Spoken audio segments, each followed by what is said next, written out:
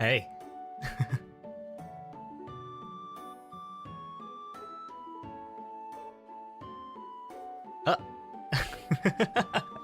Hey.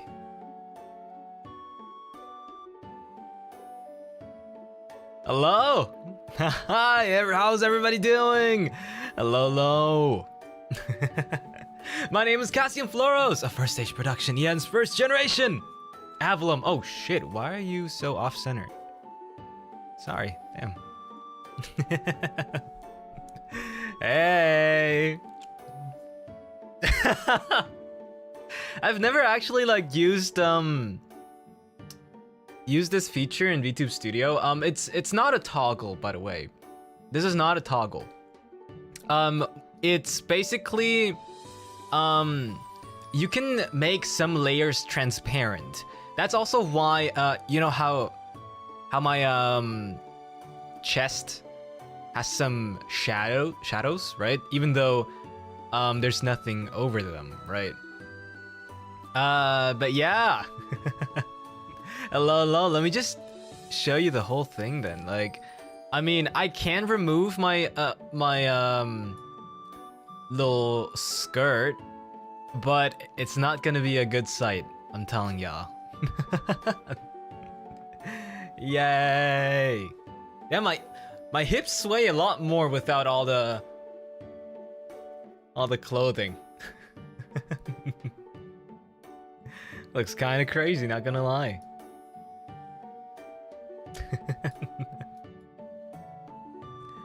Okay, well, welcome y'all to Epic 7 Masterclass. Woo! It's been so long since I've requested to get Epic 7 permissions, and we finally have them.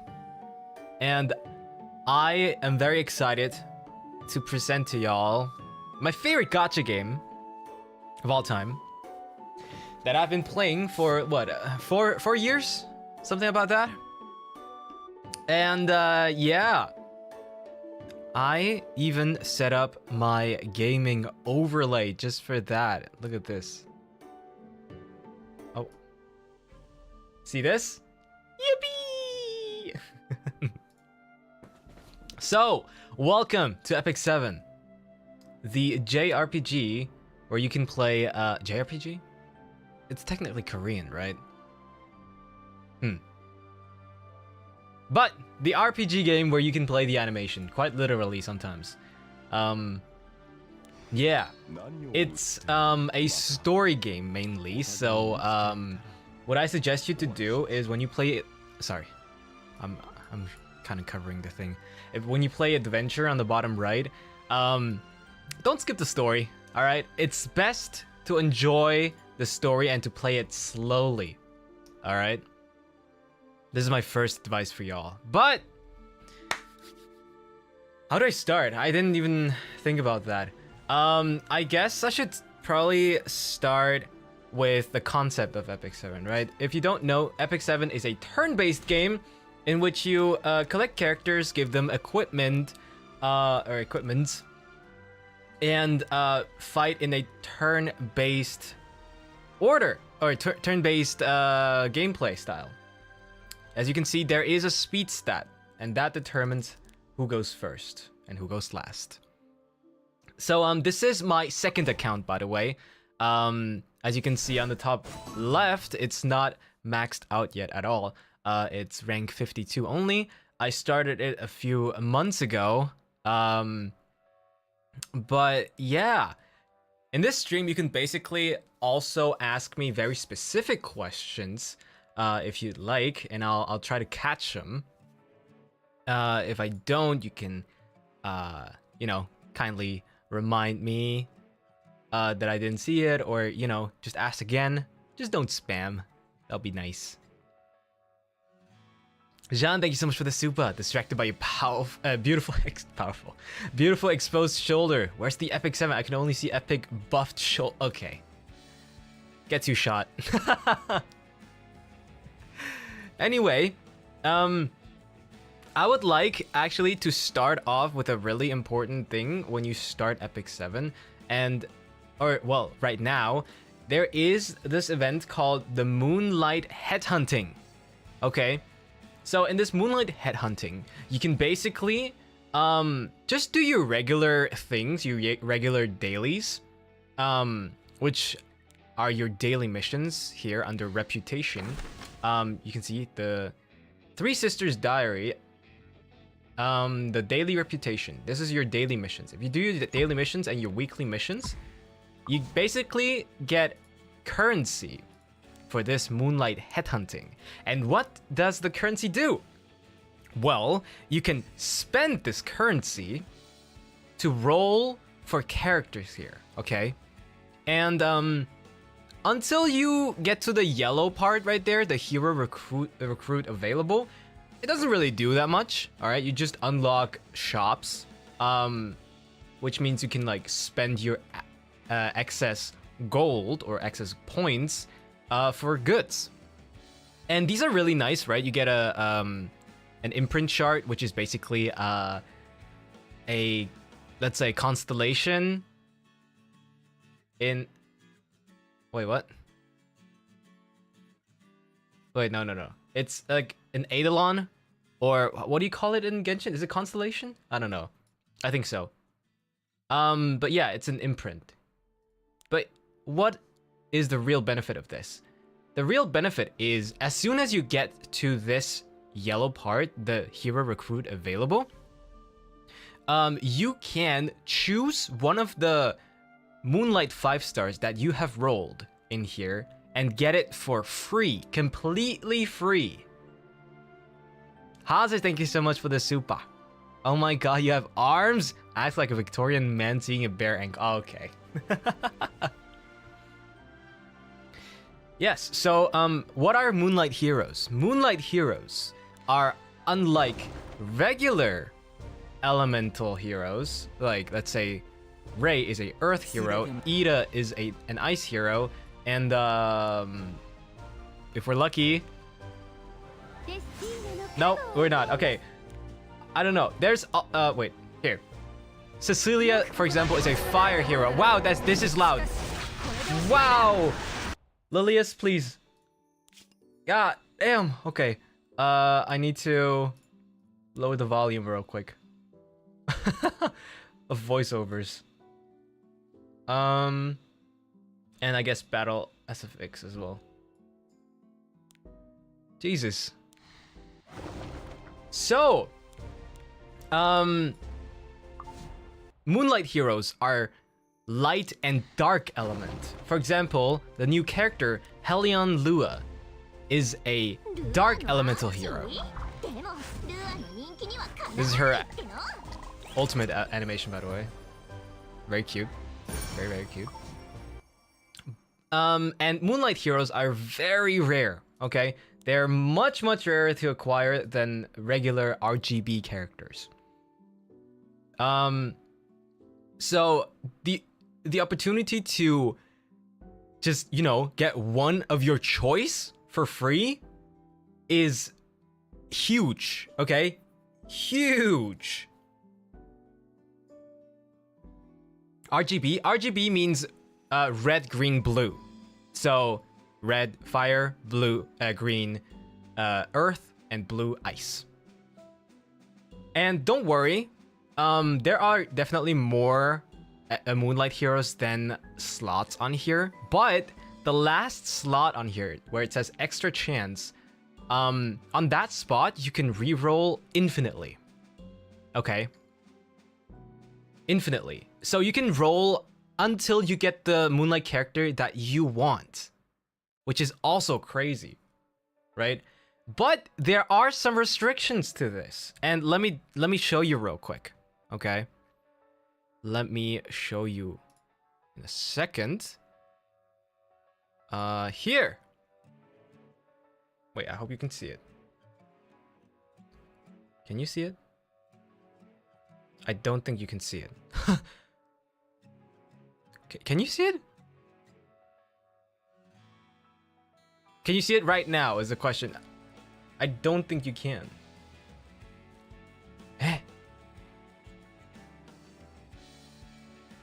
Okay, let me try something else.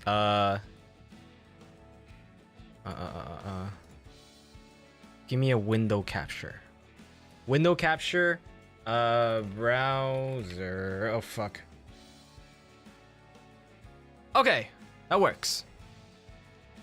It's a little ugly, but that's fine. That is fine for this purpose. Okay, so we got a tier list. All right. I hope it's big enough for you to see. If not, I'm really sorry. We can zoom in a little bit. Hope that's fine. This should be fine. Okay, I can't read chat right now. Let me just actually carry this over to this side so I can read chat. Okay, so I am going to give you a tier list of characters that I recommend you getting. But of course, this is a gacha game, which means looks are always better than meta. Okay, so I always say, let's say we take Desert Jewel Bazaar, right? And he's very niche. Let's say that, okay? But if you really, really like his design, you can, in your mind, put him one tier above. Okay? And then you can, like, you know, weigh out if he's more worth it than, like, let's say, I don't know, Royale of Light, who's like top of the game, right? So you can weigh it out. Something like that. But like I said, there are some restrictions to the Moonlight headhunting. You can't get some of the newest heroes. Okay, so New Moon Luna, Helion Lua, who's released this morning, Harsetti, Empyrean Ilanav, and Dragon Bride Senya are all unavailable to obtain from the Moonlight headhunting. Okay, because they are too new. And then of course Ainz Olgun is not available because he's a limited character and he's pretty shit anyway, so don't worry about it. You're not missing out on anything. But it's very unfortunate that, okay, at least like these 4 characters are unavailable because pretty much all of these characters are like top of the game right now. But yeah. Anyway, I'll just give you like a quick rundown because I don't want to make half of this stream the tier list stream. Abyssal Euphine, I think, is probably still a must-have. Barry, thank you so much for the 1 gift drop. Thank you, thank you. Nice snipe. I think Abyssal Euphine is probably still a must-have. Wait, it's actually, I can actually show you like this. That would be cool. Multiplayer. Perfect. Okay. I can show you the hero in the journal right now. All heroes, Moonlight. Let's search for her right here. She is a Dark Knight. Okay. And her whole gimmick is that she does not, or she can't use her ultimate until she builds up her whole fighting spirit bar, which is the bar on the bottom. If you use her first skill, you can see a little red bar on the bottom filling up, right? And how do you fill that up? Well, she has a inbuilt counter attack, right? And wait, where does it say? Here, when attacked, gains 20 fighting spirit and has a 30% chance to counter attack. Exactly. And when you do that, when you fill up her whole thing, well, I don't really have to fill it up because I can just click it here. She uses her ultimate, which has a unique feature.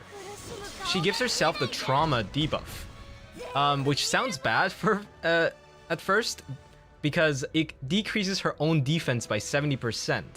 But at the same time, it increases her attack and speed by 100%. And then, if her defense prior to the trauma debuff used to be 2000 or higher, the stat increase are doubled. So 200% on attack and speed. Which makes her really, really strong. Like, really strong. Exactly. You're a baka if you don't pull for her. She's really strong. And, I think she's probably still a must-have, even though there are a lot of characters right now that can keep her in check. Namely, this motherfucker right here. And also, this motherfucker right here.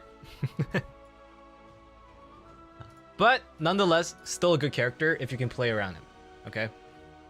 Still a good character. Ah, yes, Mord. Yes. The Great Mortelix! Oh, God. It used to be a joke, you know? It used to be a joke in this game because he's like, I don't know too much about his lore, but like, the Dragon King or something, alright? Or like, the ruler of the dragons. And he calls himself the Great Mortelix. And he's like super garbage. Such a bad character, or used to be a really bad character. But now they reworked him and he's actually just broken. Super, super broken. Next up, Ambitious Tywin. I think Ambitious Tywin is definitely a must-have character. Oh shit. 1 second. He's definitely a must-have character because he is the best knight in the game. The best sustained knight in the game. You know, Abyssal Euphine is also a knight, Dragonbat Senya is also a knight, but they're more damage dealers. Ambitious Tywin is not a damage dealer, okay? He is a sustained character, so he sticks on the field and tries to be as annoying as possible. And that's because of his passive. Okay, his passive, when skilled up, gives him the ability to dispel a debuff from all allies, including himself, when an ally when an ally, including himself, is attacked and they have a debuff on them. So it only dispels or only activates when they really have a debuff. It doesn't just randomly activate when he gets attacked. And why is that good? He gives himself the enraged buff, or rage buff, which is undispellable and increases his own attack and speed, which doesn't matter too much. What matters is his third skill stuns and does a defense break on every enemy, and it ignores effect resistance, which is basically used to resist debuffs or other effects. It ignores effect resistance if he is enraged.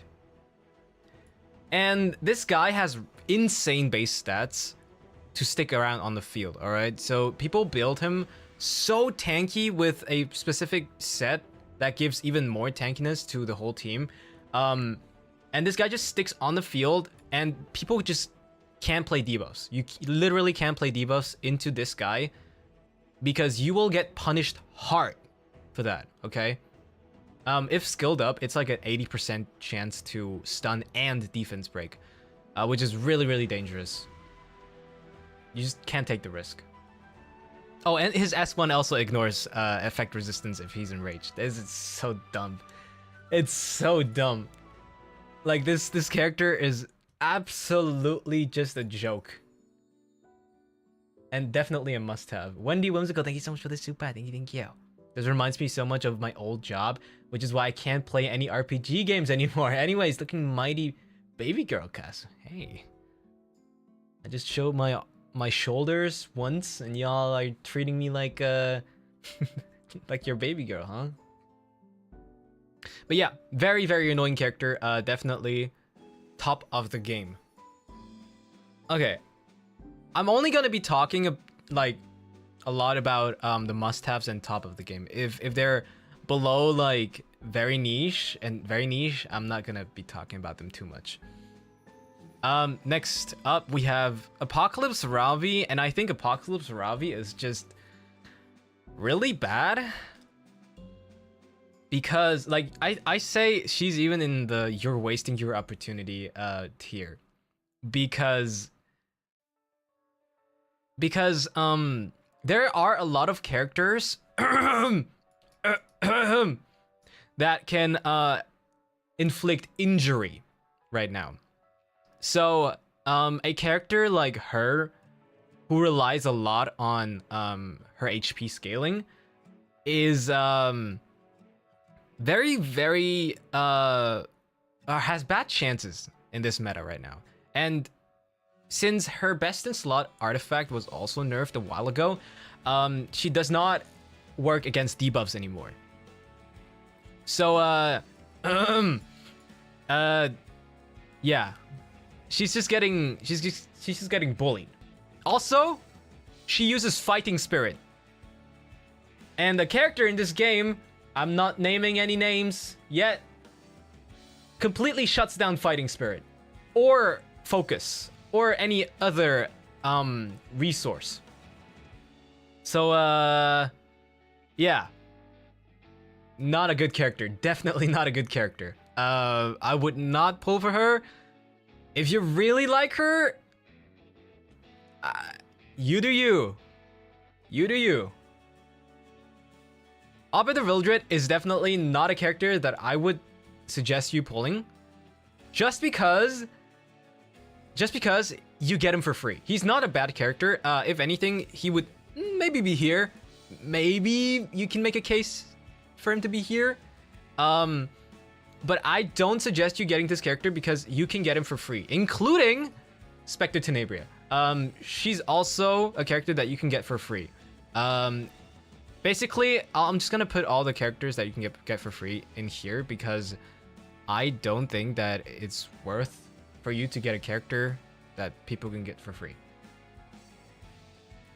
Well, to be honest, you can only get one. You can only get one out of these four, I believe. Wait, 5. One out of these 5. Right now, if you just start, it's definitely Ruel of Light. Okay, she recently got a buff, and this is just crazy. This character is just absolutely crazy. If I had to like rank him though, in terms of power, I would probably be probably something like that. She got buffed? Yes. And it's like an absurd buff too. She's actually crazy. If you go to arena, let me show you. Let me just show you. All right, let me just show you. You'll see for yourself. Count with me, okay? 1, 2, 3, 4, 5, 6, 7. 7 out of 10 defenses in the top 10 of the world defense are using Ruel of Light, and it just keeps going on. 1, 2, 3, 4, 5, 6, 7, 8. It's just it's really frustrating to play against her because she's very tanky, and she revives herself at 50% HP. So stupid. It's really stupid. Definitely a top of the verse character. If you just started, I recommend you getting her or Spectre Tenebria. The order would probably be Ruel, Spectre, Arbiter, Emelken, and Judge Kisei. Probably something like this. Archdemon's Shadow, I think, is also a waste of a choice, cause okay, it's hard justifying playing Archdemon's Shadow, cause New Moon Luna is just basically her and better, and also you get a quote-unquote free-to-play... Oh, Sorry, you can't see. Sorry, here. Archdemon's Shadow. Archdemon? Archdemon's Shadow, I think. It's just very hard to justify getting her because New Moon Luna exists, and she's basically just a way better version of her. And also, you can get a quote-unquote free-to-play version in Knockwall, who can also seal a character. And most of the times, you don't need to seal the whole team. Or, like, you only need to seal, like, one specific character. Or, like, yeah, their key threat. And Knockwall can do that just fine. And she has, like, super high effectiveness most of the time. So you don't really need to invest into Archdemon's Shadow, because it's just really hard to play. It's really hard to play. Oh, shit. Let's see. Architect Leica is very niche. I think Architect Leica is probably the worst option for Cleave teams. Cleave teams, by the way, are teams that try to basically get the first turn and try to control the enemy team as much as possible to kill them within the first rotation of their skills. But I think Architect Leica is probably the worst option out of these, because she gains combat readiness, and this character shuts down combat readiness. Politis shuts down combat readiness, the regular red Politis. She uses secondly, she uses a non-attack skill, which triggers a lot of characters that you don't want to trigger, because there's one character in this game that punishes you insanely hard if you use a non-attack skill. And this character will just get sniped instantly, like deleted. Let me show you how it look. Wait, I can't show you how it looks like because it triggers on non-attack skills. But yeah, Celine just deletes that character instantly, vanishes from the screen.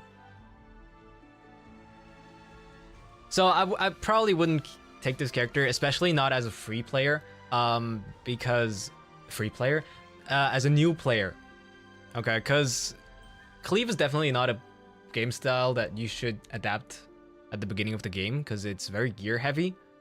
So if you just get gear gap, 90% of the times you just instantly you lose, because if Cleave doesn't kill within the first turn, it's just over. They're just done. Dunzo. Astroman's Elena can be useful. She's also a Cleave character, but unlike Architect Leica, she's more of a safety net. Okay, so what she does is she shuts down all counterattacks, basically like Mort. Now that I think about it, she's just the worst Mort, huh? Wait, she's just the worst Mort. Okay, never mind. Very niche. She's just the worst Mort. Is there a reason for you to play her over Mort? No, I don't think so. Yeah. Never mind. Don't play her. Play Mort. Next, we have Belian, and Belian is like a must-have character, I believe. Generally, characters that have Omni abilities are just must-have characters. What I mean with Omni ability is when they shut down a whole mechanic of the game, like a standard mechanic. And what she does is she shuts down all souls for the enemy. Okay, so there is an artifact in this game called the Tagahel's Ancient Book, right here, that is very popular because it gives you 20 souls when maxed out at the beginning of the game. And a lot of characters are reliant on their soul burn to really function well. So she just deletes that. So your character basically does not have an artifact. And also you can't build up any souls as long as she's still alive. And people have played her or like adapted on playing her with a new artifact, a limited artifact that deals damage how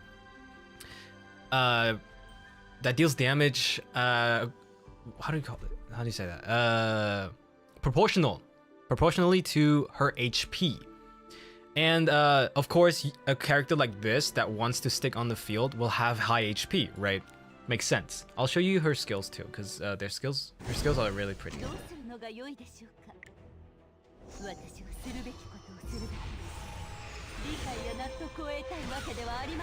It's even prettier with skin, by the way. She has an epic skin.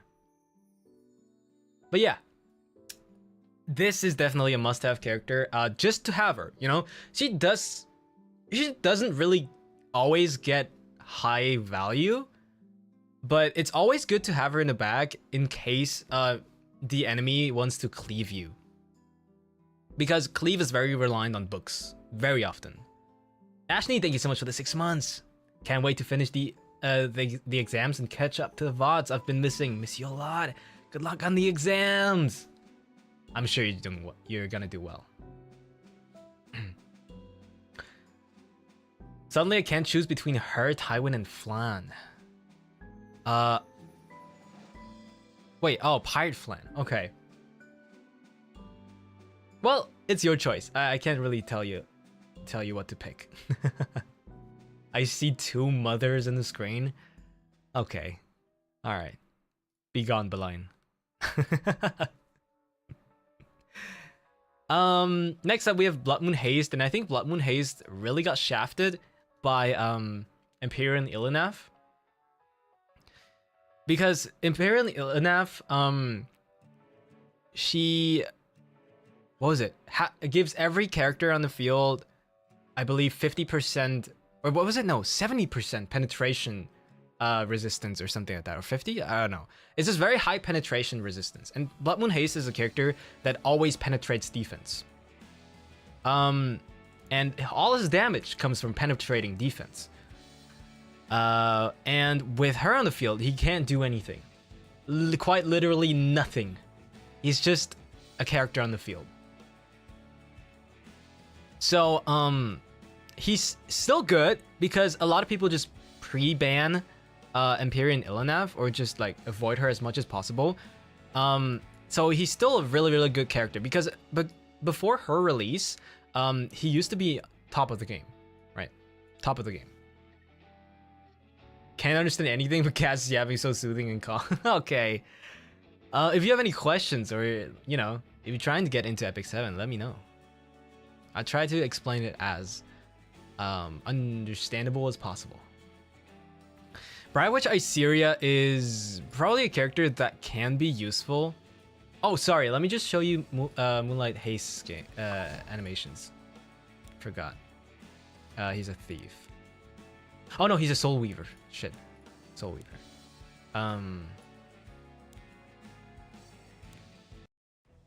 His animation is really cool too.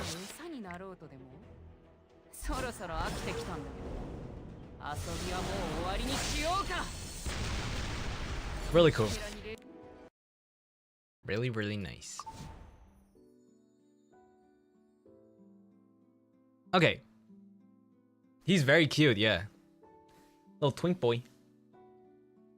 I wanted to ask, in your opinion, what's the best team setup for Arena? Like, should I have one sustain, one debuffer? Well, if you're in the low ranks, I'm telling you, people are not gonna attack you anyway. They're not gonna attack you anyway in the low ranks. People only attack you from like Challenger and up. Because there are a lot of like inactive accounts in the low ranks until like gold and what's over after gold? I don't know. Oh, master. Yeah. So just having a regular team that looks annoying to fight is good enough. So for me, for example, on this account, let me show you. On this account, I have this team right here, which is just my regular team, you know.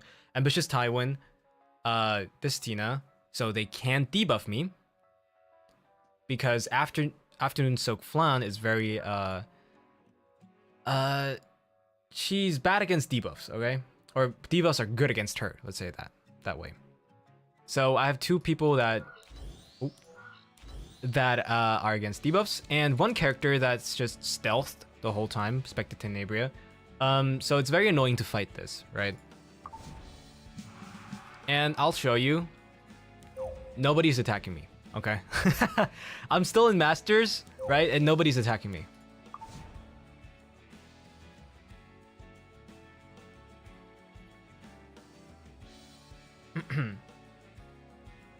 Afternoon Soaked Flan, my wife. She's so pretty. And so good too. Really, really good character. Coming back to the tier list, Closer Charles is a waste of a character. Do you remember what I said about Laika being like probably a worse option in Cleave? Well, here you got the worst option in Cleave. You only really play him as a, like, he's like a bridge, I guess. But, okay, what is a bridge? A bridge is a character that can jump forward to take the turn and enable other characters to get more turns too. Right. And specifically that's important for Cleave again. But I don't think that's a good character at all. Just really, really bad. Does not get a lot of value and does not deal too much damage either. So yeah. We have a better bridge. We'll come to that. He's on the list right here. But yeah. Commander Pavel, probably not that great either. Even though he's like supposed to kill tanks and this meta is very tank heavy, that he's just not cutting it. It's crazy because I believe he penetrates defense. Or does he? Wait, let me look that up before I spout bullshit. Sorry. Yes, so he penetrates defense. And as we already discussed, there's one character in this game that shuts down penetration damage completely. So yeah. Die, you fly. Okay, just because I know you guys are down bad for him, we're gonna look at his animation, alright? I just know you guys too well. Here.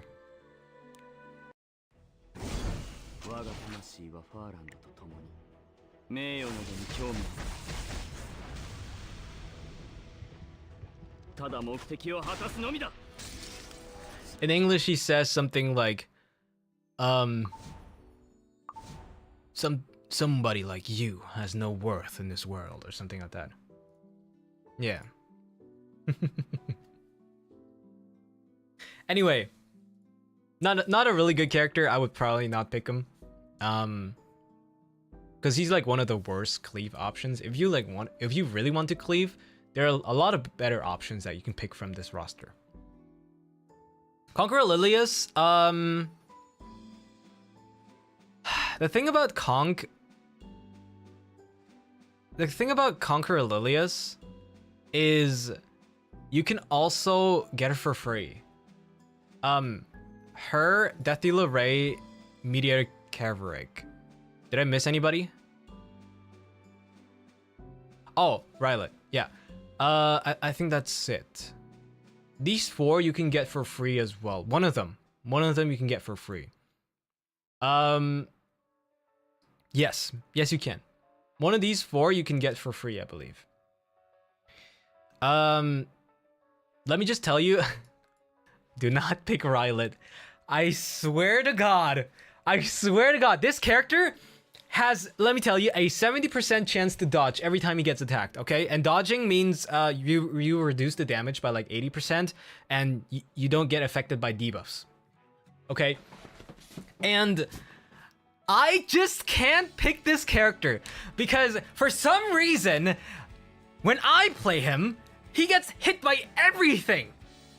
And when the opponent plays him, he dodges everything. Okay, fuck this character. Don't pick this character. Fuck this guy. Okay? So stupid. Mediator cavalry can be useful. He's like basically a Destina without healing. A more offensive Destina without healing. And no revive. He just cleanses debuffs and gives you immunity and attack buff. Which used to be really, really insane until an RGB character got released, namely Laya, who pretty much replaced him because she's basically him with the potential to one-shot the enemy. So yeah. Oh, and she's immune, like Laya's immune to turn increasing, and he's a liability if his turns like cooldowns get increased by characters like Knockwall, Requiem Ruana, something like that. But if you don't have a cleanser, if you don't happen to have Rail of Light or Destina, I guess I'll probably not pick him though, because you can still get him for free. But unlike like these five, you won't get them at the beginning. So depending on where you are in the game right now, it might still be worth to pick up like any of these four, and then let's say you pick Mediator Kaverick, and then you pick Conqueror Lilius next. Something like that. But yeah, what was it here? Next up we have, I'm gonna go Conk first. Conqueror Lilius is really useful. Okay, she's not just for PvP. She used to be like the PvP god, right? Still okay to pick, I believe. Not the god anymore though, yeah, because there's a character that just does what she does, but better. But she's really useful for PvE stuff as well. A lot of important PvE stuff too. So I think if you want to get her, I suggest you getting her from the headhunt and then get Death Dealer Ray as the free pick, or the other way around. Get the Death Dealer Ray from the headhunt and then get Conqueror Lilius for free. I don't think it's worth to get your free pick for either one of these two characters. Like Hand Guy and Rylet are just not good. I'm not. They're good, but not worth it in comparison to these two. These two are so like Death Dealer Ray is insane in PvP. However, there's a catch, and I'll get to that very soon. And Conqueror Lilius is just so flexible that she's just such a must-have for every account. I'm just telling you. Suddenly my 3 choices went up by 2. Yeah, I get you. Don't worry. Dark Corvus.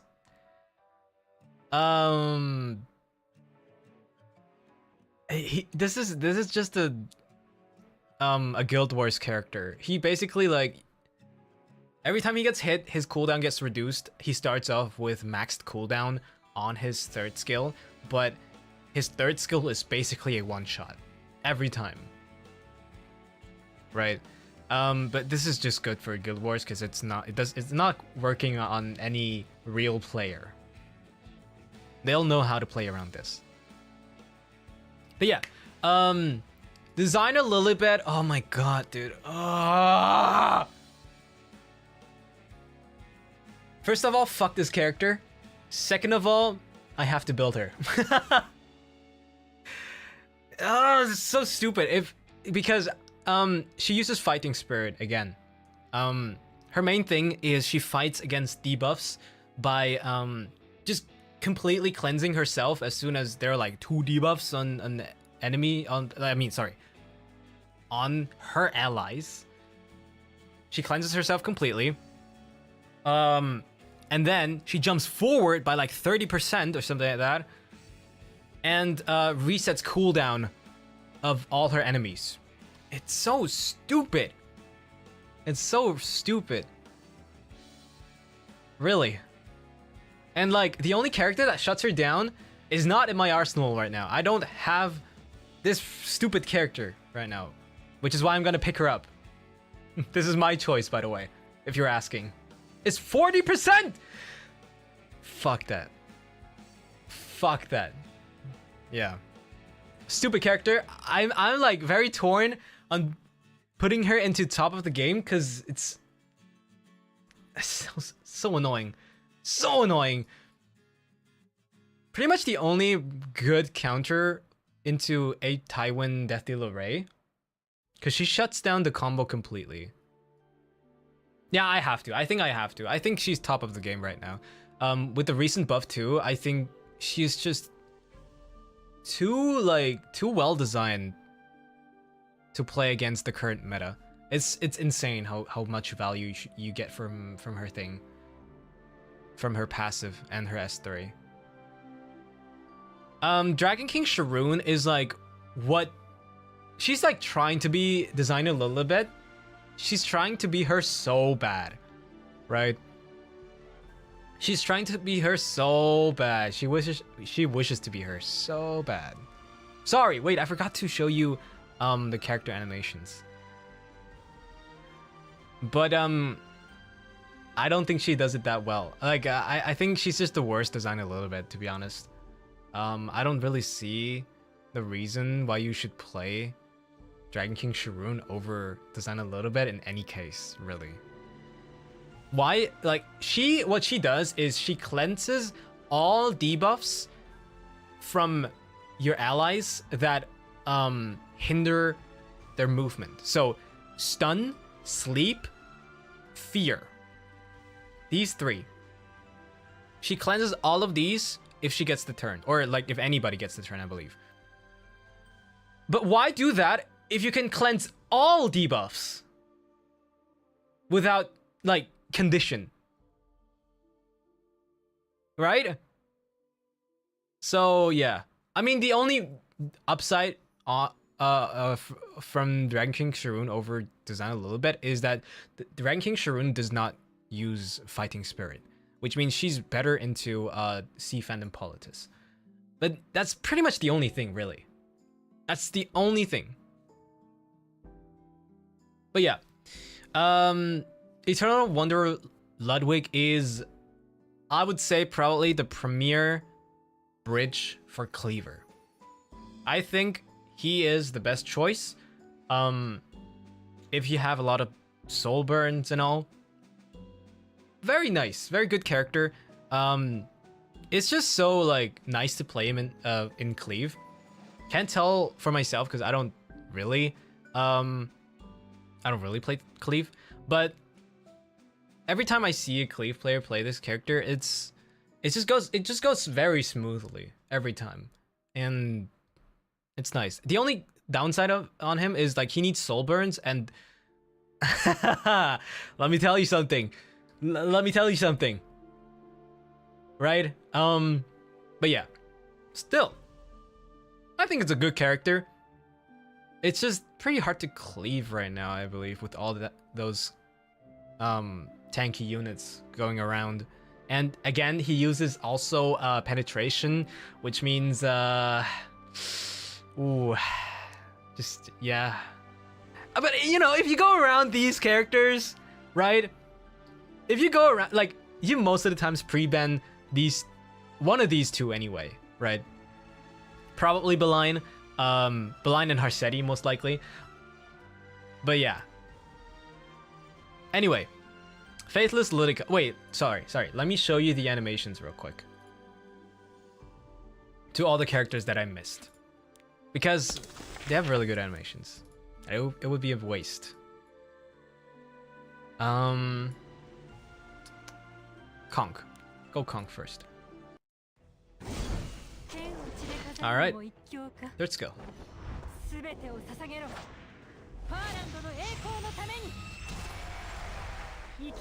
Wow. Very mommy. Look at that stance! Good lord! Holy! She's so pretty. I think she's one of the prettiest characters in the game. Next up. Oh, we didn't even look at Ambitious Tywin, right? He's S3. I hope he gets his skin soon, because I don't like how he looks in the game.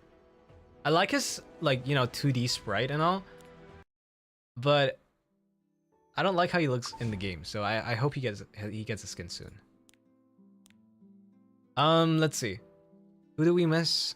We missed Death Dealer Ray. Where is he? Here. Death Dealer Ray. I love his voice actor in Japanese. It's crazy. God damn. God damn. Woo! Very hot. Very, very hot. We missed design a little bit too. Warrior. Okay.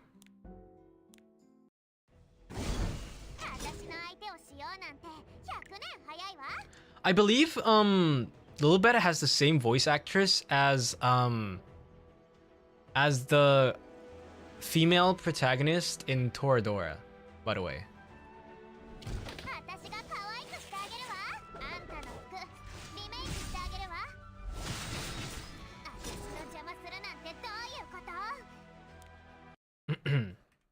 Very cute. Very, very cute. I have way too many emo husbands in E7 right now. Wait. Who else is an emo husband? Okay, we got Remnant Violet, I guess, who's an emo husband. We got Arbiter Vildred, obviously Death Dealer Ray. Oh, it's Charlotte's VA. Oh, yeah, sorry. Yeah, you're right. It's Charlotte's VA.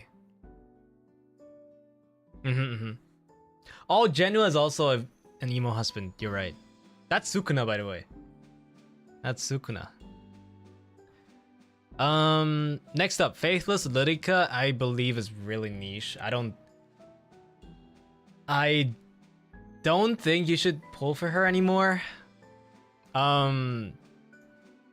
She used to be really cool, but what she does is like she resets the cooldown of one specific character and then gives skill nullifier, which basically completely nullifies any damage from the next incoming attack. But it's just not worth playing her anymore because of her stats, actually. If she had better stats, it might be worth playing her, but she has very low base speed. Let me just look at it real quick. I don't remember her base speed, but it's super low for a character that wants to be really fast. Here. Yeah, 114. 114 is not fast enough to compare with the top speed characters.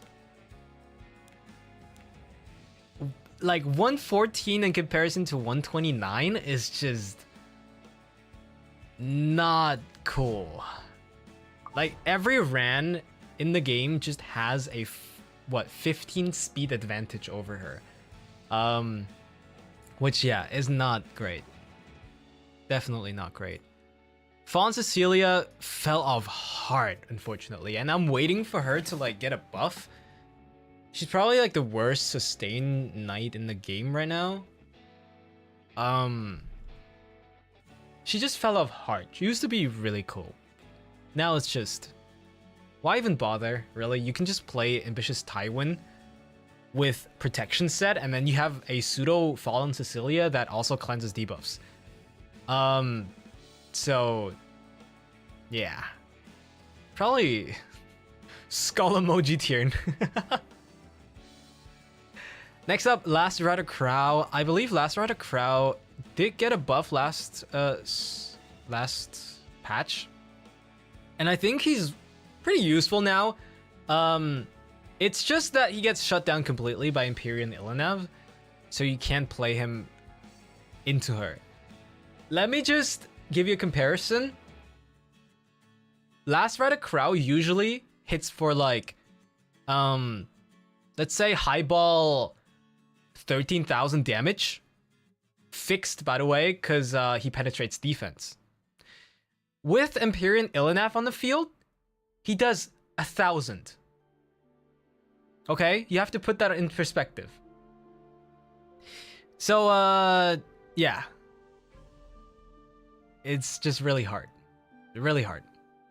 Lionheart Shermia, I think, can be useful, especially with, like, with her recent changes. She works better into Sea Phantom Politis now that she doesn't use, Fighting Spirit anymore. She's basically a character that punishes extra attacks, dual attacks, counter attacks, basically everything. As soon as an enemy does it, they as soon as any enemy, sorry, oh my god, I can't speak. As soon as any enemy extra attacks, dual attacks, or counter attacks, Lionheart Shermia activates her ability and resets all of her cooldowns, and then just, you know, deletes the field. And I love her skin. I love her skin so much. Let me show you the skin. She's my favorite character, by the way. My favorite character in the game. This is her. And this is her. Oh, really? Okay, this is all I can show you then. This is her skin. I love her skin. Holy shit. She reminds me a little bit of my outfit, actually. Look at the boots. The white cape. It's me. Anyway.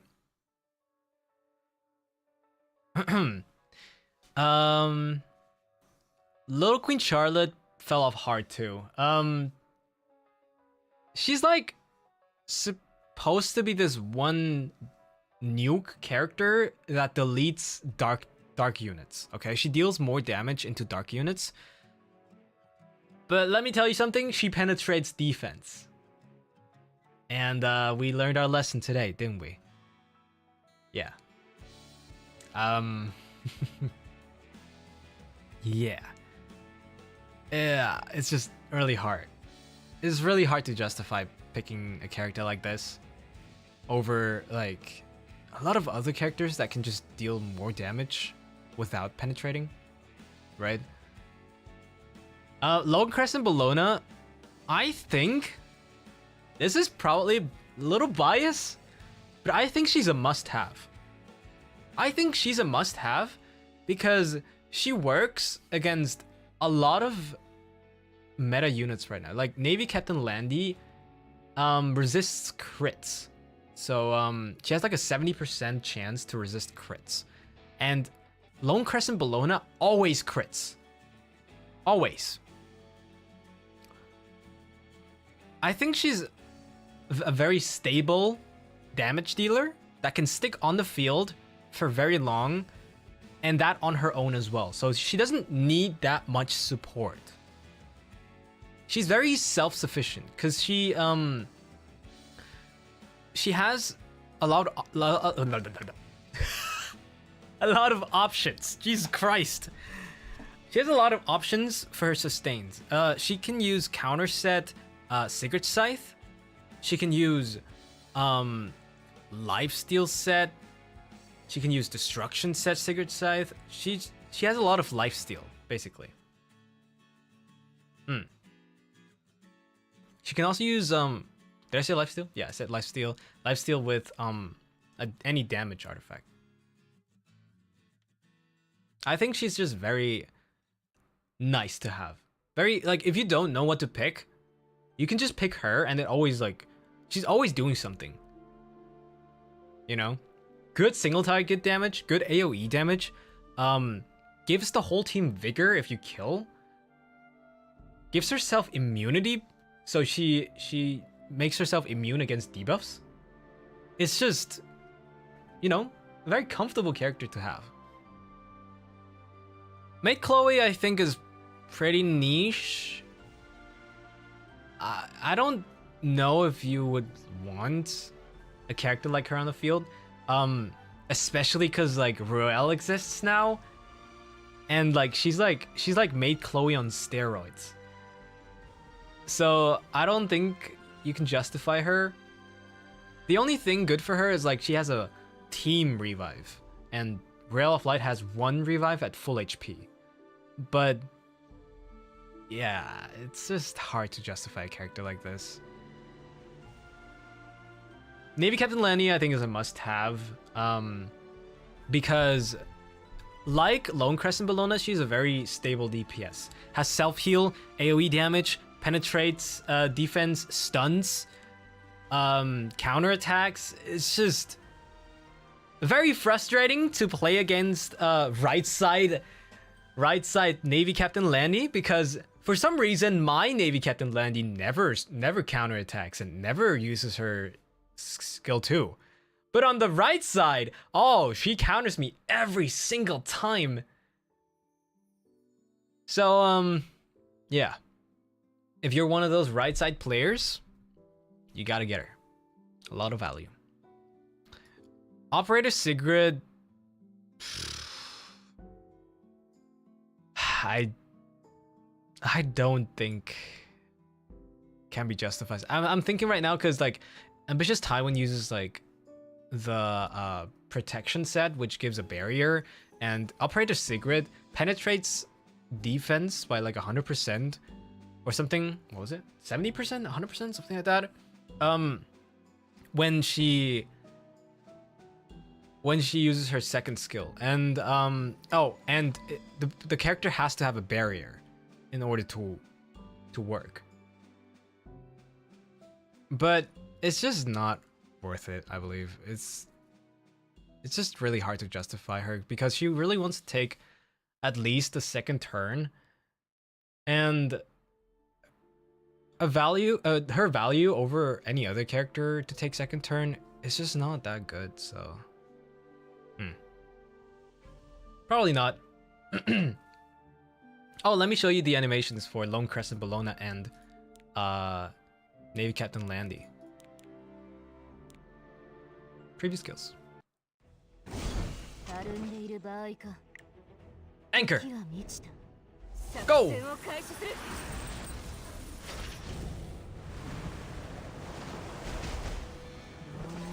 Yippee!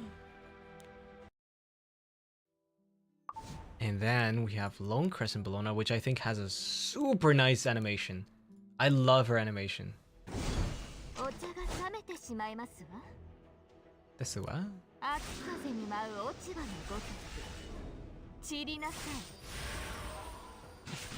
Isn't it pretty? God damn. The koi fish and all? Holy. I love Lone Crescent Bellona. Desert Jewel Bazaar is probably also a niche character, just like Maid Chloe. He's just also a light soul weaver, but I don't know. It's hard to justify a character like him. He used to be really good when World Arena had this what was it, like a feature where all soul weavers get like 10 speed or something. But now that it's gone, he just can't do it anymore. He's not keeping up, you know? He's not keeping up with the pace. So, probably not. Pirate Captain Flan can be useful. She's like a character that wants to sit in the back of the field and just deploy bombs on enemies and then detonate them. It can work, but also it's a lot riskier to play her than like, let's say, Death Dealer Ray, who just puts everybody to sleep. Because I don't know, the bomb meta is over. I think bomb meta is definitely over.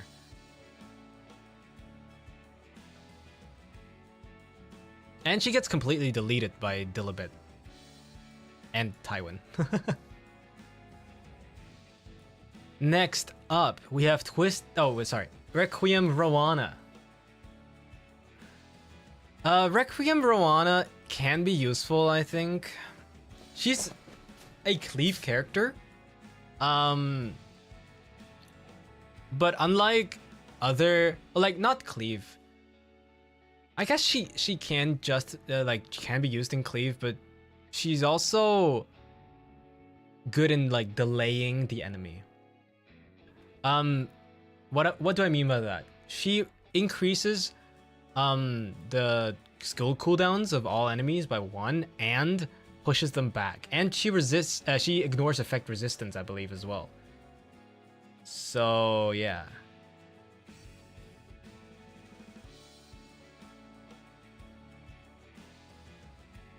Can be useful. Can definitely be useful, you know, with like I see her a lot with Knockwall, which is really annoying. Because Knockwall already increases skill cooldowns by 1, which means they both increase skill cooldowns by 2. And that means you don't get to play the game. Sometimes with Zio as well, because he always takes first turn and she always follows the character in the front. So let's say Zero's in the front, and he takes his turn, and then Rowana instantly follows up, always. But yeah, Sage Ball can definitely be useful. He's an anti-Cleave character, because as long as his skill cooldown is ready, or like his skill 2 is ready or something, he pushes himself up by 20% or something like that every turn. So he's really good at interrupting the enemy with his second skill that puts everybody to sleep. So if you're struggling against Cleave, he's a good option. He's a pretty good option.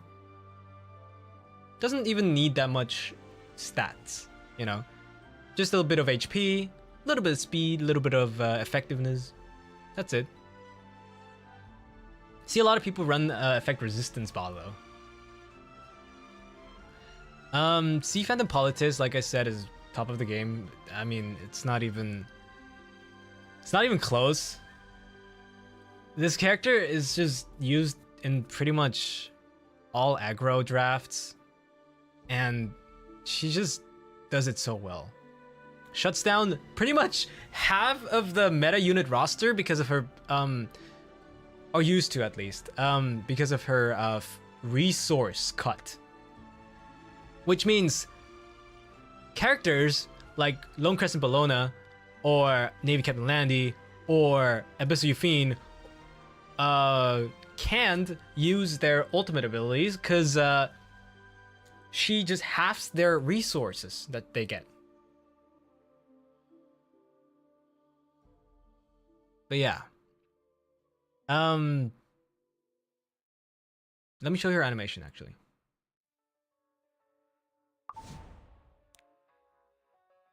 Dark and Ranger. She's really pretty though.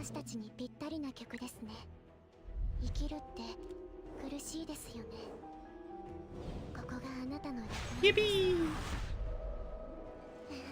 Oh, and she has like insane synergy with Genoa and Ambitious Tywin. Because Genoa and Ambitious Tywin, they both use Rage, right? She gives everybody on the team Rage. Sorry, let me... Here. She gives everybody on the team Rage.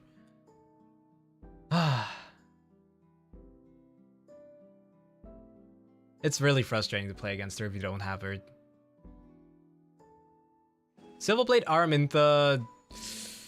Probably very niche. I can't tell for sure. I can't tell for sure because she recently got a buff. And people are saying she's actually pretty good now. But I've never seen her in World Arena before, so... I'm gonna put her here just in case. She's like supposed to be this character that spams burns and stuns on enemies, you know, with Abyssal Crown on them. But I don't know. Get ambitious Tywin. Get design a little bit, right? Solitaria is also very niche. I'll give it can be useful just because she has synergy with Death Dealer Ray.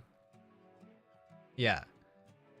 But outside of like Death Dealer Ray drafts, I don't think Solitaria like has that much use. This is like quite literally her only draft with Death Dealer Ray that is justifiable. Anything else is just copium. Specimen says can also be useful. I think his recent EE, his exclusive equipment that allows him to penetrate defense on slept characters as well. So like his thing is, if a character is stunned, he will delete that character. Okay, just keep that in mind. He will delete that character, and then resets the cooldown on that skill. And now with his exclusive equipment, it adds on that when a character that is also slept, or like a character that is either stunned or slept, can also be instantly deleted, right? I don't know. It can be good, and I can see it being good, but I've never actually seen it work, you know? I've never seen people actually do it, which makes me think that it's not that worth, you know? Spirit Isoline is very niche.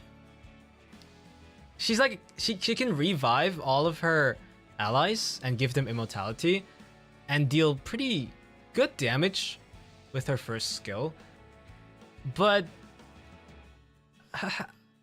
honestly, I don't know when would be the case when you would need this, right? When would you ever need this? Like when I don't see a situation where when you actually think, oh yes, Spirit Isoline would actually be crazy here, right? I would never think this. And she also kind of gets shit on like by DDR quite a lot, and she's very like, before she gets her what's it called, her rage debuff, I believe it was, she's not immune to debuffs, right? And she can just get control the whole game. So yeah, she got some recent buffs, I believe, like 2 patches ago or something, but it's still not like justifiable. Straze can be useful. I don't see him getting picked that much anymore. Probably niche, but like top of niche probably. He's definitely better than Architect Leica in Cleave, but he uses penetration, and you know, and even let me tell you, even without Empyrean Ilinav, characters are so tanky right now that he just can't kill them. Like 34,000 HP Dragonbright Senya cannot be killed by Straze. It's crazy how the meta has changed to those tanky characters. Just absolutely crazy. Sylvan Sage Vivian, I think, is a very slept on character in the current meta, because she's immune to like pretty much every debuff in the game. I don't know which debuffs she's not immune to, but as long as she has focus, she's immune to all debuffs, which is crazy. Immune to stun, immune to defense break, immune to speed drop, immune to whatever, right? Everything. It's just that her damage is pretty mediocre, and you have to like build your draft pretty much around her for her to work. But I think she's still a slept-on character. I believe... I believe she's a slept-on character.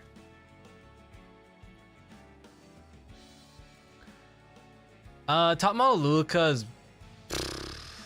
I think it's probably a waste of your opportunity. I think top model Luluka is not good. How she used to be played is like really fast and nukes a character off the field instantly, right?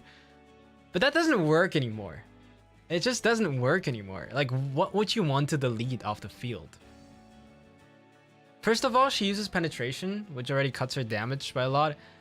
And like, what characters here do you think you can one-shot or outspeed? You cannot one-shot this. You do not outspeed this. You're not one-shotting this. You're not one-shotting this. You're not one-shotting this. You're not one-shotting this. You do not outspeed this. Maybe. You're not one-shotting this. You're not one-shotting this. There's nothing you can do. Immortality, not one-shotting.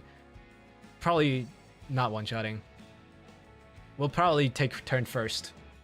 Not one-shotting, not one-shotting. We'll control you. Take turn first. We'll control you. We'll take turn first. You're not one-shotting this. You're also not one-shotting this. Like, you're not one-shotting anything, really. Like, above can be useful, you're not one-shotting anything. And if you don't one-shot anything, then why are you here? Why are you even here? And like, sure, she does not need to take first turn, right? You can just pick C-Fend and Politis, push them back, and then she takes second turn. But like, why do that? Why set this up to kill one character? Right? Like, you do all that to set up for like maybe one kill. Not even guaranteed, maybe one kill. It's just so bad. Twisted Elon just got a recent buff, and honestly, I haven't seen a lot of him, but on paper, it looks really good. I just can't really tell you if it really works. On paper, it's supposed to work, right? But a lot of characters are like this, so I don't know. I have not seen anything of him, which makes me think he's probably in niche still. So yeah, it's probably something in between here. I can't tell you for sure. I can't tell you for sure. I'll give him the benefit of the doubt and put in can be useful. Okay. Can be useful sometimes. Maybe. Urban Shadow Shoe is... Honestly, I haven't seen too much of her anymore. But, I mean, she can work, definitely. She has like a lot of injury. And she can deal damage to enemies without touching them too, which can be useful.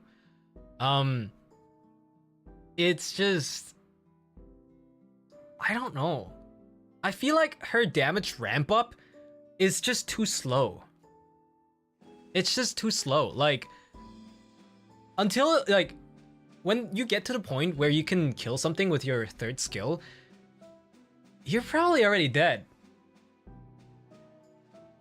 Cause like, yes, a lot of characters have high HP here and injury is good, but she's like, she doesn't apply injury fast enough, and she also doesn't crowd control. She doesn't have sleep or stun or whatever, right?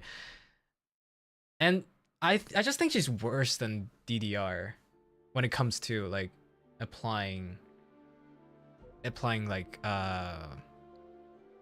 injury. However, with the release of Schneel, the freaking king of Lafundos, DDR might like... Oh, sorry. The reason why DDR isn't here, by the way, even though I've been talking about him so much, is because of Schneel. Like, Schneel is like the super hard counter to like DDR. Hi, Lucy. Hi, Lucy. Like, there's no character that is more specifically a counter to any other unit like Schneel is to Death Dealer Ray.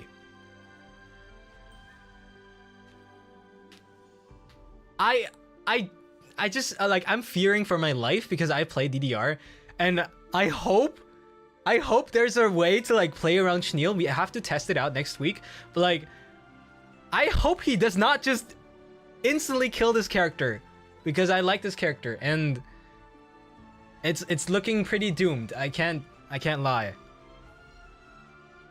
It's looking a little doomed for DDR, but we'll see. We'll see, right? And Zio, I think, is also a must-have.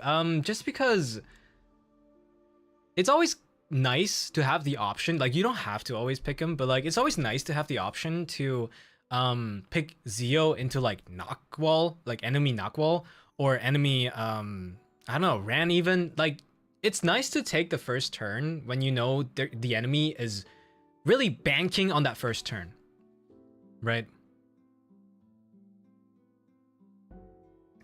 So yeah, not a like omni character that you could put into any draft, but it's always nice to have.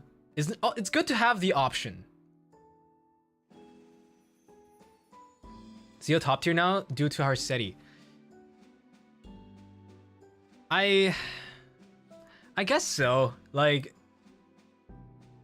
yeah, I guess that kind of justifies it. Yeah, I can't. Yeah, I get you though. I get you. Harsetti, I haven't talked about her, but she's a character that, like, you know, cuts everybody's speed to 90% of what her speed currently is, excluding Zio. Or well, she does it to Zio as well. However, he pushes himself at the beginning of the start. At the beginning of the match, he pushes himself up by like 50-40%, something like that. And this basically goes around Harsetti's passive. Winnie, thank you so much for the super. Cass, where were you when I played 5 years ago? I had 0 guides, 0 friends, and 0 idea what I was doing. Oh, 20? Okay. 20. It just feels like a lot, okay? It just feels like a lot. But like, most of the times it's enough to have Zio at like 250 speed, and then he always takes first turn pretty much. I think 250 speed is like the threshold where you outspeed 310 speed? Something like that. But yeah, Zio, really good into Harsetti. And also, you know, it's great to take first turn if enemy takes Sea Phantom Politis or Kong, or what did I say, Knockwall, something like that. It's good with Requiem Verana. Has a lot of like Cleave potential newly with, well, not newly, but like pretty recently with the Jacko Cleave. Effectiveness Zio is the new meta. It's really good. Like, he's very versatile, yeah. Now that I talk about it, I think it could justify top of the game. So this is probably my take on the Moonlight headhunt from my own experience. You might feel different about this. I am usually around champion when I play in World Arena. So this is a champion's perspective. I'm not Emperor, I'm not Legend. So yeah, my opinion might differ from theirs, but I think it's pretty accurate from what I have seen. My recommendations are these 4. If you have them already, and it's those. I'm not gonna sort them within the tiers. I think they're pretty equal. Like, there are a lot of different playstyles sometimes. So yeah, that's pretty much it. Let me just wait. There you go. I think you get 1 in headhunt plus 1 random. What? No. What? What do you mean? What do you mean we're getting one random? What? Did I miss something? Oh, animations! Oh, fuck. Sure, I'll show you.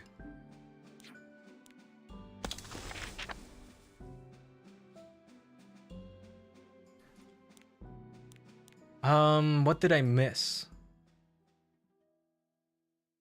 I can show you Zio if you want.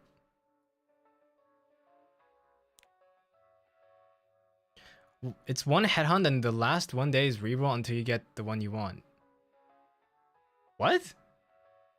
No. No. Let me show you. Sorry for all the Zio enjoys. No. So you roll until you're here, okay? And this... So, oh, you can't see my mouse. Can you see my click? You can't see my click. Okay, until it says hero recruit available. This is the point where you can already claim a character from the, 20 that you rolled so far? And then... Or before you claim, though, you can still roll more characters on the bottom row. And the last extra chance where it says that, where it says it at the end here, means that you can roll endlessly until you get the character that you want. Let's say you want DDR, but until the bottom right, you haven't rolled him. Well, you can just re-roll infinitely on that spot until you get him, and then if you're happy, you can recruit him on the yellow spot. So do not press recruit right away if you didn't get your character of choice in the first 20. Yeah, you can choose. It's not random. You can choose. That's why I made the tier list. What do you think I made the tier list for? It's worded awkwardly probably because of translation. Maybe, but it always used to be like this. So it would be weird if they gave us a free one. Like a free additional one. I'm not complaining, but I don't think we should get our hopes up for that. Yeah, just choose if you get the one that you that you really want within the first 20. If you didn't, just continue to roll until the end here and re-roll until you get the character you want, and then you pick. Okay, I thought you got that already. Good thing we discussed that. Anyway, let me tell you about my opinion on the new characters. So, first of all, let me talk about Schneel because that's the more important character right now. Schneel basically shuts down DDR completely. End of DDR, okay? Completely. If he's in the game, you just can't go around him. It's doomed. But he's only really good against DDR. Against anything else, it doesn't work because he only works against poison and venom. And there's no other like good character right now that uses poison or venom other than DDR.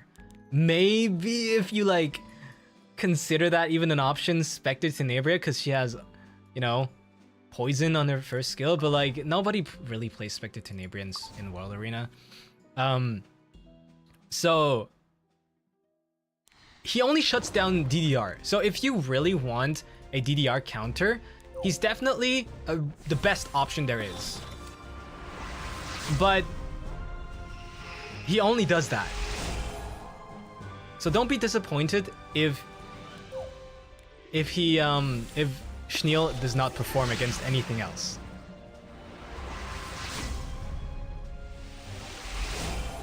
Corvus.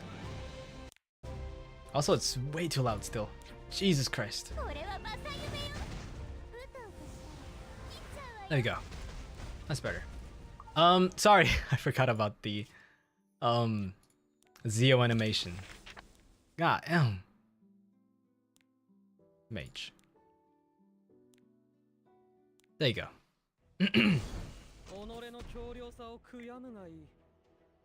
Go Twink. Go Twink.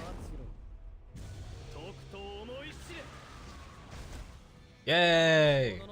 Good job, Twink. Anyway, Schneel has up to 8k fixed damage. No, he's up to 12k actually.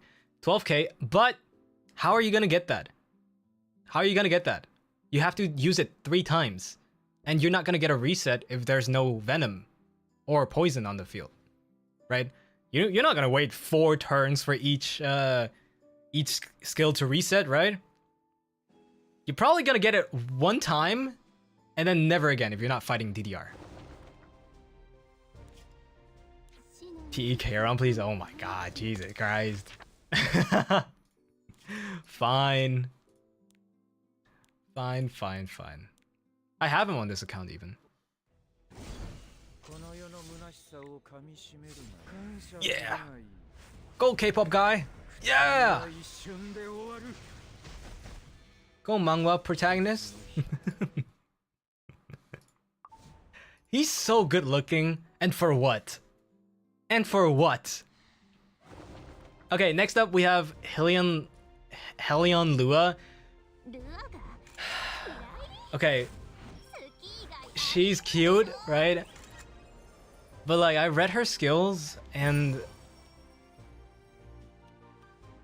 it's just not good in this meta. I don't think she is good.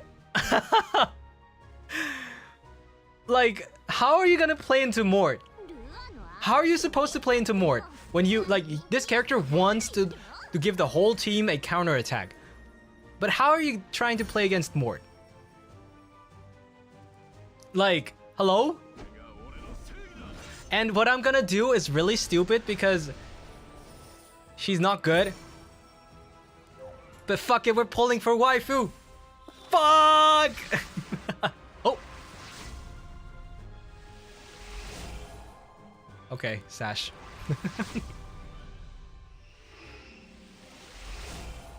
Magaraha. Come on, I believe that she'll be good. What? Oh fuck. Oh my god. Okay. Last pull.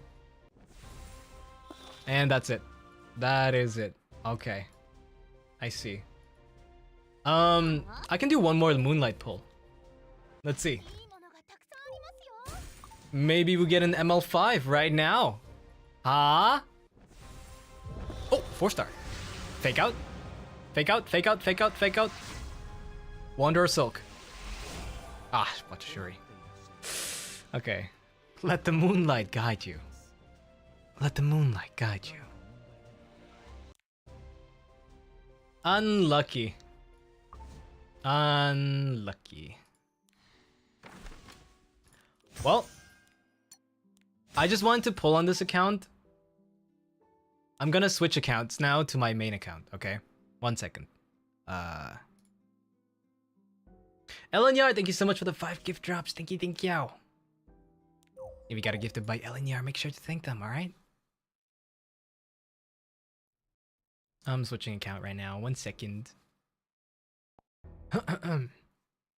I have more pulls on my main account too. Just not too many. Just 1 10 pull, I believe.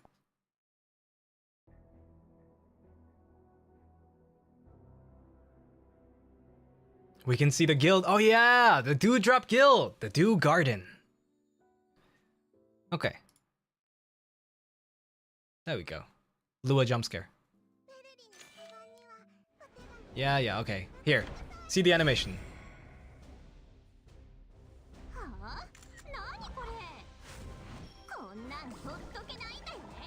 Cute. So cute. Okay, we're gonna go to the summon instantly. Wait, we gotta go to the ritual. Ritual is, we go to change the channel to channel 69. Bam! Fuck! Ah, come on! I just want 1 character. God damn it. Ellen Yard, thank you so much for the super. Gacha funds. I can't spend on gacha. You know I can't. 6969 best channel. Oh well. Oh well. Should have done that before I pulled. Okay, so now we're getting to the real masterclass. We've been doing the tier list for like more than an hour, almost 2 hours. But let me just run you through like how you should progress in the game, all right? And what you should do daily. For example, you should probably always do the adventure slow and steady, you know? Slow and steady. You don't have to rush through it. I think the game is enjoyed best if you read the story. I think the story is pretty interesting. Sometimes I skipped when I wasn't interested in some characters, but I read most of it, and I can say it's a good story. It's a really good story. So, just play the story. You're not rushing anything. Honestly, you're really not supposed to rush this game. You're gonna lose fun if you rush it. I'm gonna tell you already. Next, your first goal should be to get a steady team to be able to do this hunt right here. Wyvern, hunt stage 13. Okay. And what does it drop? It gives you a guaranteed, or not guaranteed, but every equipment that it drops is guaranteed to be 85. Level 85. Which is the best that you can get dropped. So, and why Wyvern? Sorry, why Wyvern? Wyvern drops you the speed set and the crit set, which are crucial sets to start as a beginner, okay? Speed set is the god of all sets for people who just start playing the game. I see a lot of people also do Banshee as their first hunt, which I don't think is a good idea. I would probably always prefer Wyvern over Banshee for beginners. The only thing that is like justifiable in Banshee is the destruction set. Destruction set right now is probably the best set to have on your DPS characters. Used to be speed set, but for a while ago they changed the set bonus on destruction set to have 10 more crit damage, which is huge, right? A lot more value. So yeah, really insane set, but speed set is just the general use because you can use it for supporters, for tanks, for DPS as well, you know, on pretty much every character. There's only like a handful of characters that would actually be worse with a speed set. But yeah, this is your first goal. How do you achieve that as a free-to-play or new player? Well, there are some options. So, there are a lot of like different types of doing Wyvern, but I will show you the steady way, okay? So, since the Wyvern is a fire boss, you will need ice characters to fight him. Otherwise, he gets some combat readiness push and he will just attack more often, and it's not gonna be great for you, okay? There are a lot of free-to-play characters that you can use. One of them is on my team, actually. My GOAT! Sorry, here. My GOAT, the Terraner Guard! Alright? Isn't that water? It's, well, yes, it's a water drop, but it's called ice, so. The Terraner Guard is my GOAT. This is my favorite 3-star character. That's the GOAT. Guys, you agree that revenge set is dog shit? It's just, there's just no reason for you to like play a revenge set. The only like, no, there's no reason for you to play revenge set. It's just really bad. It's not worth farming for. But yeah, this is a 3-star character that has a 75% chance to defense break. You know how high that is? 75% is really high for a first skill on a 3-star character. That's really high. So what you basically do is you put him into the team, turn off his skill so he only uses the first skill, and then he just defense breaks the whole, like, your whole run. Alright? And that's not all. That's not all. He has increased dual attack chance by 10%. And when he does, he pushes up all of your allies by 25% and increases his own attack. What is this character? Hello? Hello? He's crazy. Okay? Terraner Guard, my goat. This is your premier defense breaker. Okay? There are other defense breakers, such as Luluka, who has 2 times defense break even, with her 3rd skill and her 1st skill. And she gives barrier as well, and defense buff. Which is very valuable, actually. So, if you have her, she might actually be a better option than Terraner Guard because she deals more damage. But Terraner Guard he's my goat. Next up, after your defense breaker, for a stable run, you might need a healer. Okay? So, the best free-to-play option, for sure, is Angelic Montmorency, which starts off as regular Montmorency until you do her, what's it called? Specialty change. And after you did her specialty change, she will turn into a very, very reliable healer with low cooldowns and you know, removes debuffs. Really good healer at the beginning. And I know a lot of you guys have like Destina, probably Ruel, what kind of heals are you using? Tamarin, something like that, right? But they're all not ice. Guess who's ice? Angelic Montmorency, right? Really good. Really, really good character. If you have other characters like Angelica can work. I do prefer using a Momo over her though, because she's a 3-star and needs less investment. The end can work though. I'd probably still take Montmorency over her because she has more healing.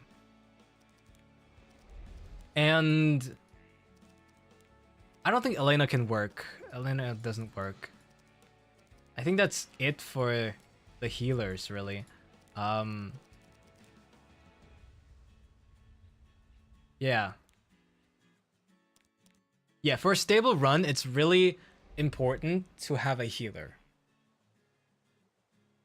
At least when you don't have good gear yet. Next up, you will need somebody to take all the damage. Okay? Take the damage.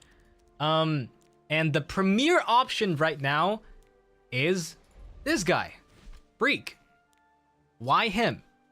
Well, he has a defense break on S3, a speed decrease on S3, he has a barrier, and gives himself perception. He has pretty good damage.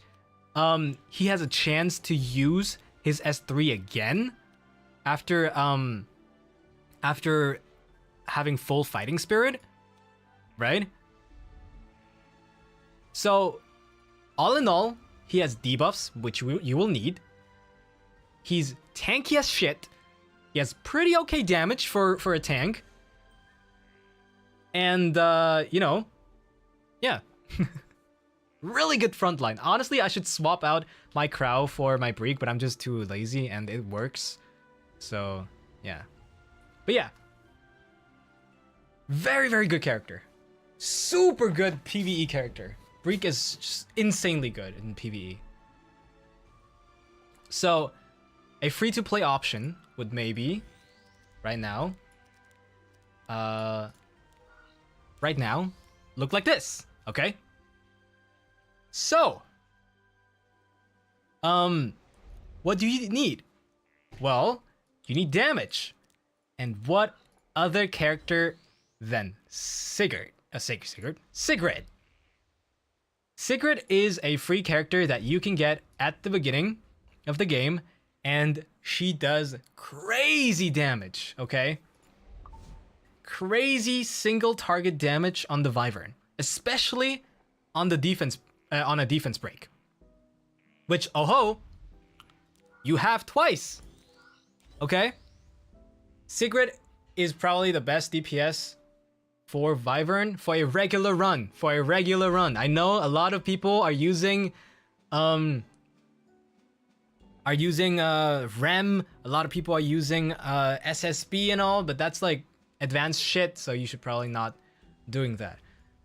This is a full free-to-play team. Brig you get for Brig you get for free. However, it's really late, so getting him from a ticket is actually pretty justified. But yeah, he's really, really good. You got a good healer, you got a very reliable defense breaker, and you got a very high single target damage dealer. And what's also important is that you have an artifact that puts debuffs as well. So this is her best in slot, the Cradle of Life. However, there is a free artifact. Oh shit. Oh, it's limited though. Sorry. It's limited, but it's free. Junkyard Dog, which burns the enemy. Okay, why do you need debuffs on the Wyvern? Well...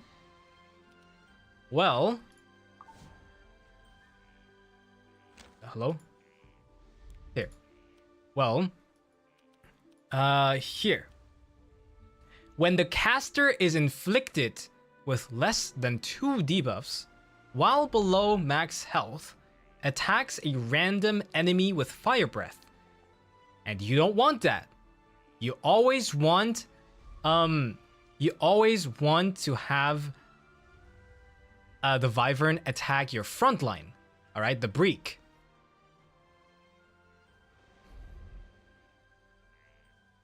So you need a lot of debuffs. If you don't have Junkyard Dog, you'll need to run another artifact that deals that inflicts debuffs. If you have Junkyard Dog, then you can swap Sigrid's artifact to Daydream Joker. What is Daydream Joker? Well, Daydream Joker... Daydream Joker... Okay, this is not a maxed one. Where's my maxed one?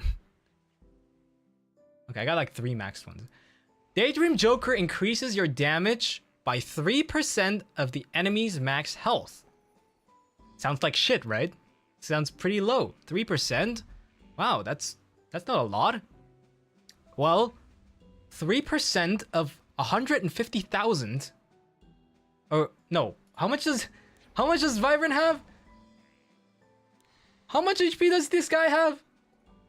Like, I don't know how much, but he has like insane amount of HP. And 3% of that is insanely high. Okay? 3% of whatever Wyvern has is really high.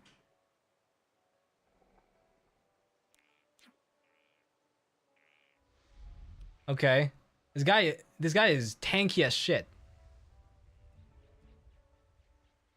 This is too much information for my brain. Well, you can always come back to this VOD and rewatch it in case you forgot something, right? So after you got your Wyvern team, what do you do next? Well, you'll do story, and you will, try to climb up in an arena, slowly but surely. God damn. Try to get as many Sky Stones as possible. You'll pull those good characters. You will equip those good characters with the gear that you got from Wyvern. You will do different types of content as well. For example, there's this here that I haven't done yet, which is called the Decaying Naturas. Okay, which is an event right now that gives you really good stuff. Namely, these modification stones. What do modification stones do? Well, you can modify... Okay, fuck. I don't have modification stones ready. But you can modify a stat on any equipment to a desired stat. So let's say I don't want this HP on here. I can select a attack stone and put attack on here instead. Alright. And these are really, really nice. Speed, crit damage, counter, HP, all good sets this time around, right? Really, really nice. You also get this light connection thingy, so you can pull. Just very, very useful, right? And you slowly optimize your stuff, right? You slowly optimize your characters and your gear, and then yeah, let me just show you, for example, my 8 Taiwan is looking like this right now. This is like a pretty premium build, I would say. I would love to have more HP and less effect resistance, but right now I can't afford more than this. But this is how my 8 Taiwan looks like right now. If he had imprints, he would probably be at like 29k. I use him very often. It's just broken. This guy's so broken. He's just the best character in the game, in my opinion. So yeah. And slowly but surely, you're gonna optimize your builds. You know, you're gonna have insane characters.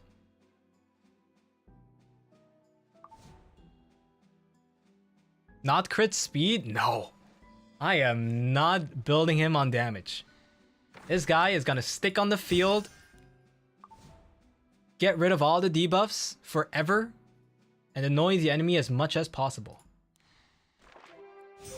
Even with crit and all, he does not deal that much damage. Like, it's not significant enough for me to like reduce his bulk. Sorry, let me give you all the buffs. Alright. After that, if you're in a guild, for example, you will always do your guild wars fights. Let me show you how it works. You basically set your 2 teams. My teams are, well, not that great. But I'm just what should I do? I want to use a Taiwan. Ah, well, I'm just gonna keep it like this. I don't care. But yeah, you do guild wars for mystic medals, and as you already saw before, mystic medals can be used for the mystic summon to get the Moonlight characters, the new Moonlight characters. In this case, it's Hellion Lua. It resets every week with different characters on the bottom. I believe new characters stay for 1 month. Yeah. All the new characters stay for 1 month. We do have a guild, by the way, the Dew Garden, with a lot of members. Yippee! But yeah, it's 29 out of 30 right now. So it's a lot of people who wanted to join the guild. I'm sorry that we can't have more slots. It's just how the game is. But after that, after you have the hunt, after you have everything basically, what do you do daily? Well, you go to Labyrinth. You go to the first area with any team, really, doesn't matter.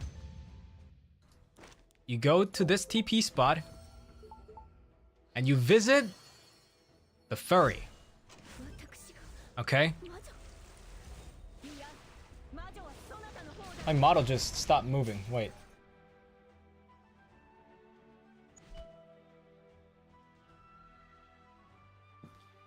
One second. I just stopped moving. God damn. Okay. You're gonna visit this furry and buy out all of these charms, okay? Buy them all. Did I hear that right? The furry? Yeah, the furry. This guy. You're gonna buy out all of the charms and catalysts and everything, okay? Except for these things. The friendship bookmarks and like these artifacts. Okay, don't touch these. You just want the charms. Next, you do the same thing, but in a different area. Okay? It's here in episode 1. Episode 1, Britannia. In the area 3. At this stage right here, 3-4. You go in here, again, does not matter what team you take. This is a non-battle stage anyway. You go up right here and you talk to this goblin dude and you do the same thing. Okay, you get all those charms. And these charms allow you to upgrade more weapons and more artifacts. Okay? I recently wrote this. This is really nice. I wish I had some mod stones so I can mod this effect resistance to like crit chance. But yeah, that's what you do. Besides your dailies, of course. How do we know which equipment is good, Cass? Good question. There are several factors that are important, okay? Synergy. So, let's see. Let's look at let's see. Let's look at this. Okay? Look at these stats. Defense, health, effect resistance, and speed. What does that tell us? It's a character that wants to be tanky, that wants to resist debuffs, and wants to be kind of fast, right? What sort of characters want that? Tanks and supporters, right? You see those stats and you think, okay, first checkbox, great. They have synergy. The stats have synergy. Next, you look at the equipment score. Okay? A purple equipment has up to 27 equipment score. This is maxed, I believe. So anything over 20 for a purple is already considered pretty okay. Reds, however, reds can go up to like 37, I believe, for 85 gear. So anything above 30 is already really, really good for a red gear. But this is my standard. You have to lower your standards because you're probably not that far in the game like I am. So you see, okay, good stats, good equipment score. Okay, next, set. Okay.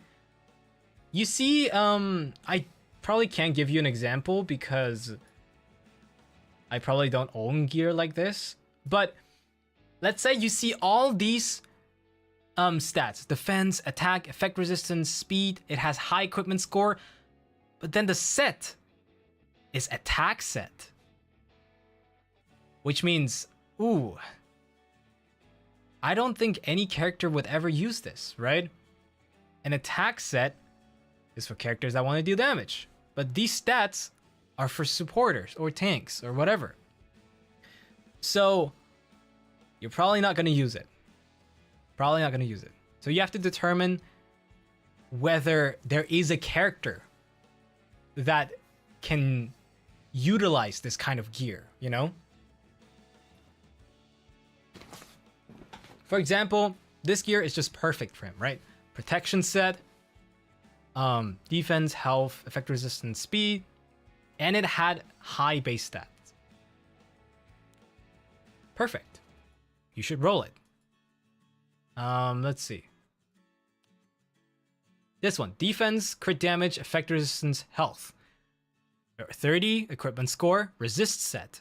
Is there a character that could use this? Yes! Martial artist Ken, right? Yeah. Martial artist Ken can use this. He does not need effect resistant, he does not need critical hit chance because he always crits. You have crit damage, defense, health, effect resistance, everything that he would use, right? So I could roll this piece right now. So how do I proceed with rolling gear? First, I always roll epic gear at least to +6. Okay, this is the first thing that I do. And then I look. Okay, it just rolled twice into health, and it was a 5% and a 4% roll, which are low rolls. Okay, I'm not gonna continue this. I am going to delete it because it has no value to me, at least. It's too low equipment score for me to use in the future. So I'm not gonna use this. I'm just gonna move on. By deleting gear, by the way, let me show you. By deleting gear, you get powder. And powder is basically the same thing as charms. Okay. So you can use the powder that you got over here. See that? To upgrade gear again. However, don't worry, it's not as bad of a gear grind as in Genshin. Okay, you get significantly... I think you get significantly better gear from Epic 7 than you get in Genshin. Because I played both and holy shit. Grinding in Genshin is evil. It's just evil. But yeah, there's also gear like this from the Goblin event, the Epic Dash event, that had a lot of like good stats, and it only required you to use let me just show you. Do I still have one? Fuck. One that is not rolled yet. I don't think so. Probably already rolled everything. Unlucky. Okay, but it doesn't need a lot of charms or powder to fully upgrade it to 15. So for beginners, these are really high value pieces, right? A lot of characters could use something like this. Like, I could see Lionheart Shermia use this maybe. And same for this. Look, my Edward is holding this right now. So if you were playing for in the Epic Dash event and you still have pieces like this, don't throw them away. I think for new accounts, they're super, super valuable. When it comes to gearing characters, by the way, let me just show you with Edward Elric.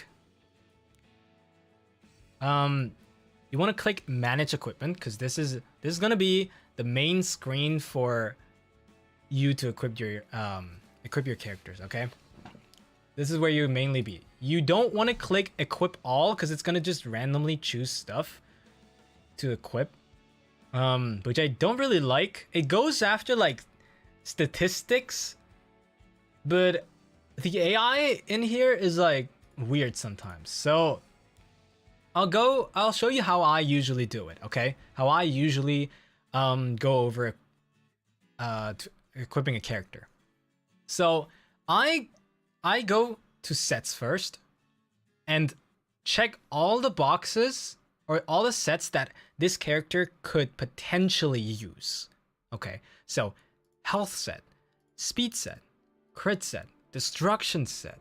I see lifesteal sometimes. Pen set for sure.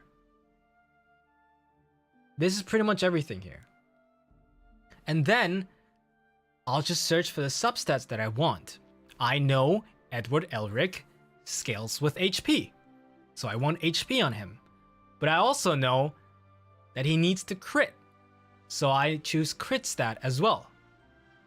And then I'll just go down the list, you know. Speed, crit chance, HP, and effectiveness. Doesn't sound too bad already, right?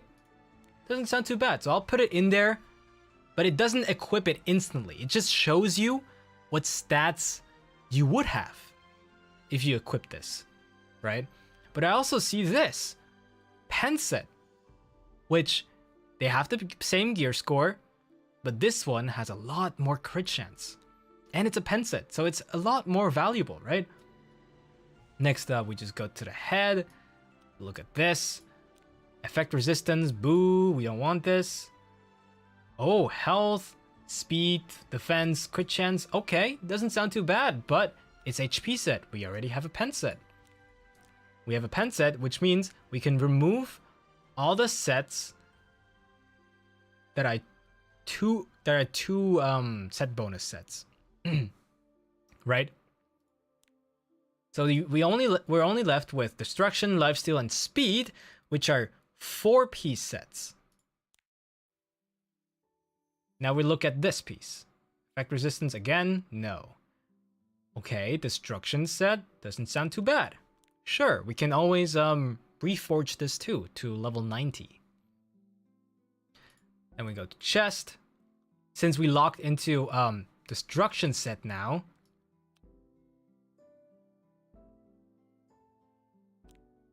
Wait a second.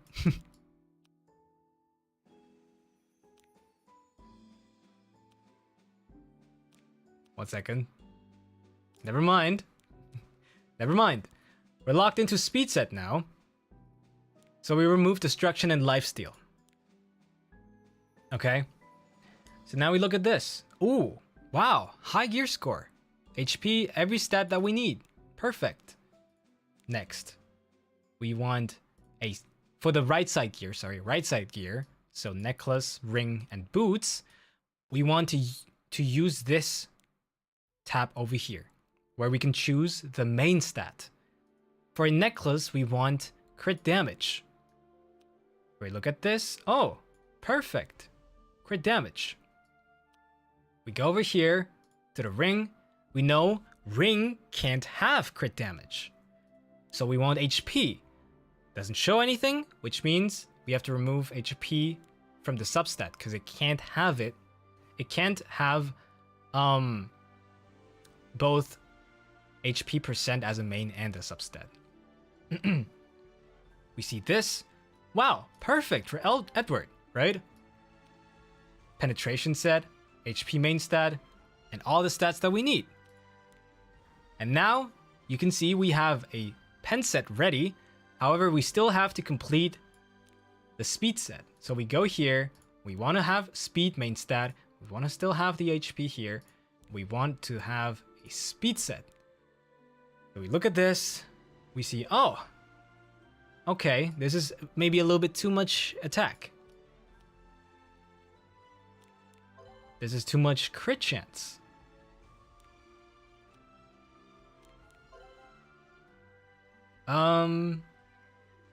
Maybe we don't even need crit chance anymore. Yeah, we don't need crit chance on the boots. So we can go for HP and maybe crit damage, which we also don't have too much of. God damn. Well, okay, we have to settle with this then. We have to settle for that.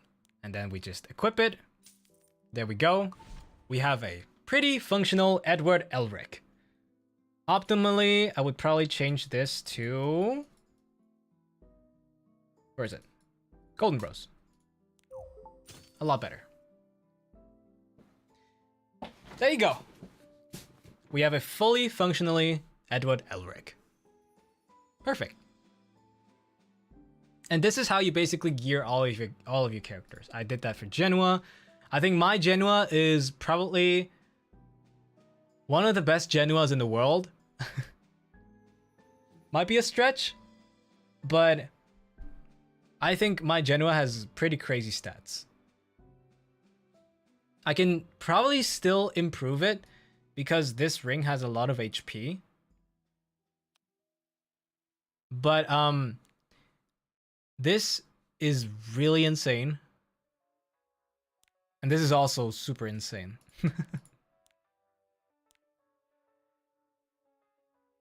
He's pretty much perfectly optimized.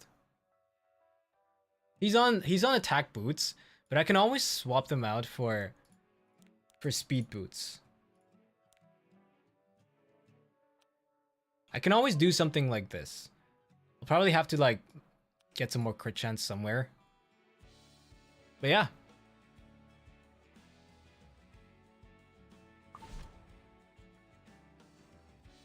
Speed more? You don't need that much speed anymore. I mean, he pushes himself by what? 50%? And also, this is just better gear optimization against Harsetti. Right. So yeah. This is pretty much how you do it. Don't forget to do your dailies and your weeklies for the Moonlight headhunt, okay? This is really important. Load. Thank you. Let me show you. I could headhunt for a character right now. And it's Little Queen Charlotte. Okay, useless, right? But that's okay. We still have like 17 more chances until we can recruit. Optimally, we want to like get it as quickly as possible so you don't have to like waste more coins on the extra chances. But if you don't have it, then you don't have it, and you have to really take your chance here and make as much use of this event as possible. Don't rush things. In the point shop, I recommend you getting the slate first, because this one has the highest value. For new players, I'd probably suggest you getting the bottle of Ascension, which instantly makes a character to 6-star. The catalyst boxes are always good value. Molagora is also always good value. Next, I'd probably suggest you getting the charms, then the gear, and then the reset stones. I think for new players, the reset stones might not have that much value at first. So what it does is basically, let me demonstrate it to you.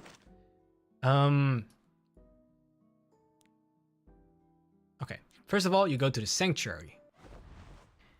And you go to the Alchemist, no, never mind. You go to the Steel Workshop and click Equipment Reset. And let's say we have this, right? Oh no! It rolled into effectiveness. We didn't want that. Okay, we didn't want that. Wait 1 second.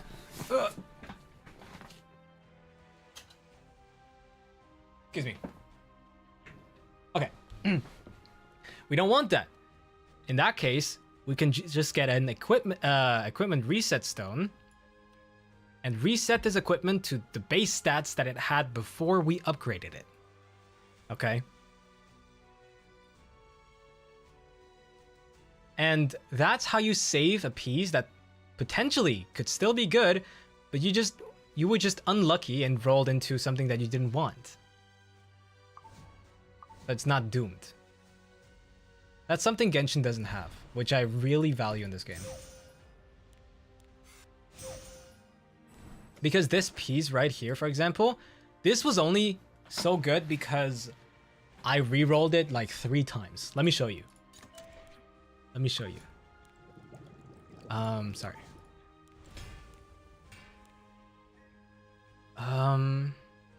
Oh, wait, what? Oh? Why can't I reset it?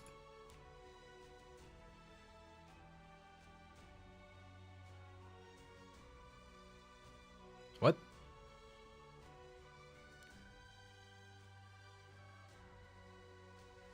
You have no stone? Yeah, I know. I don't have a stone, but it doesn't even show up here. Oh, can't reset modded. Oh, I didn't know that. Damn. Okay, but I reset this like 2 times or something. I reset it like 2 times.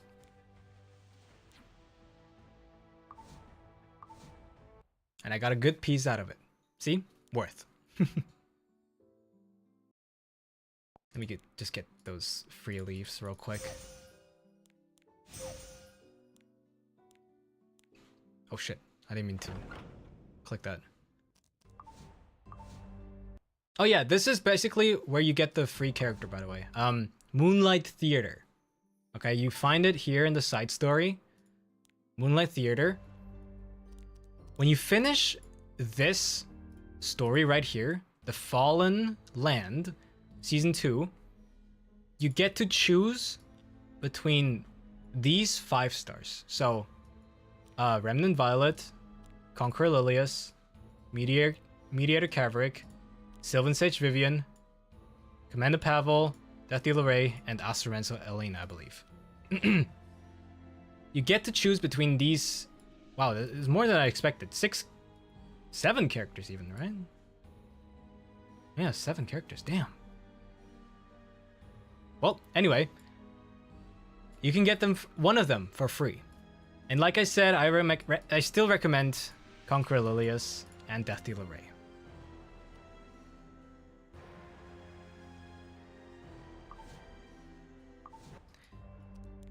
There are people who say that you will also get more characters from this story as well in the future, which includes these 3 characters: Top Malulka, Designer Lilibet, and Lone Crescent Bologna.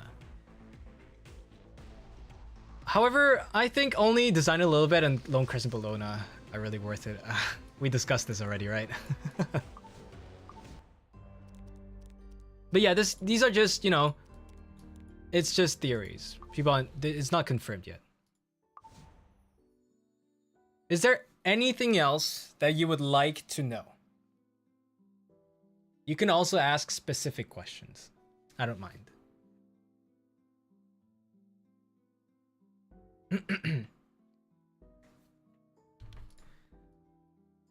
I could also do some World Arena later. I haven't played in a long time.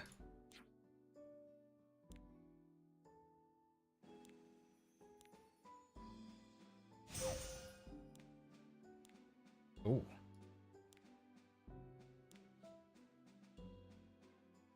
What do I pick out of consumables? So these, for example, are charm boxes, right? So you just click whatever you want to upgrade right now. You can also just keep them here until you really need them. They're not gonna expire or anything, right? You can just keep them here. Same for catalyst boxes. You just pick what you need. These are mostly for skill ups and ascensions and all that.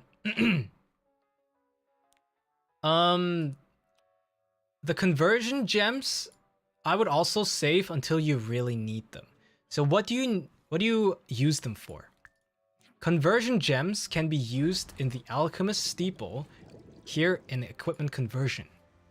It's a really useful feature that allows you to use these stones to craft gear that specifically has that stat.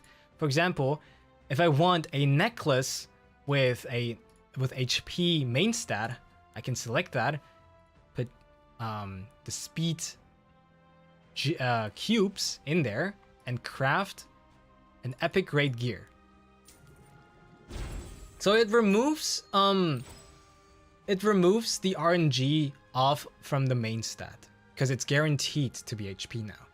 You only roll the substats now. And since I don't need this, I can just extract it again and get more cubes to do more of that shenanigan, okay?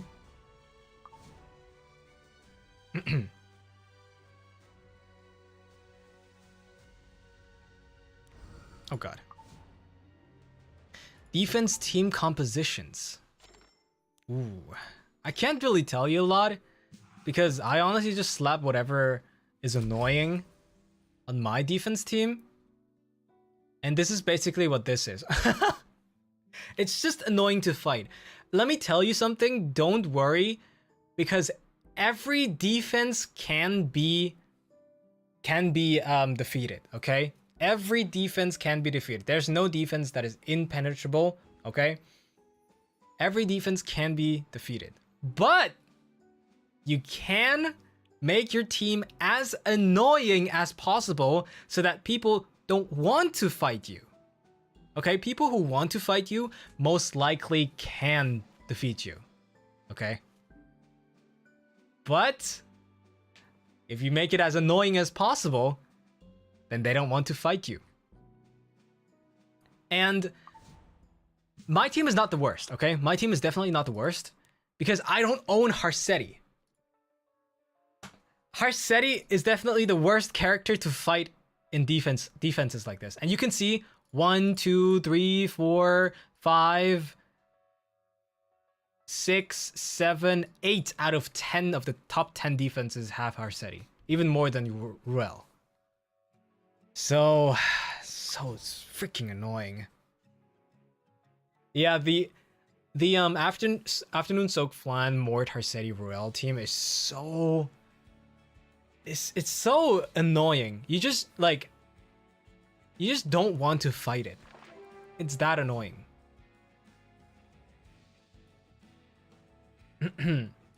So, yeah, especially in the beginning, it doesn't really matter what you put into the defense. Just put whatever your character, whatever character you have that is equipped right now, you can just put them in here. It's probably gonna work. But yeah.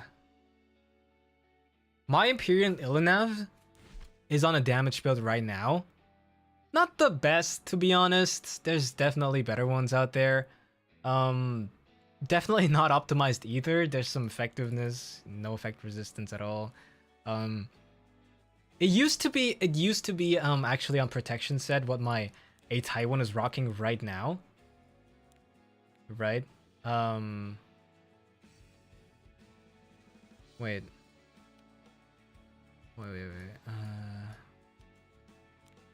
Oh, it was like this, I believe.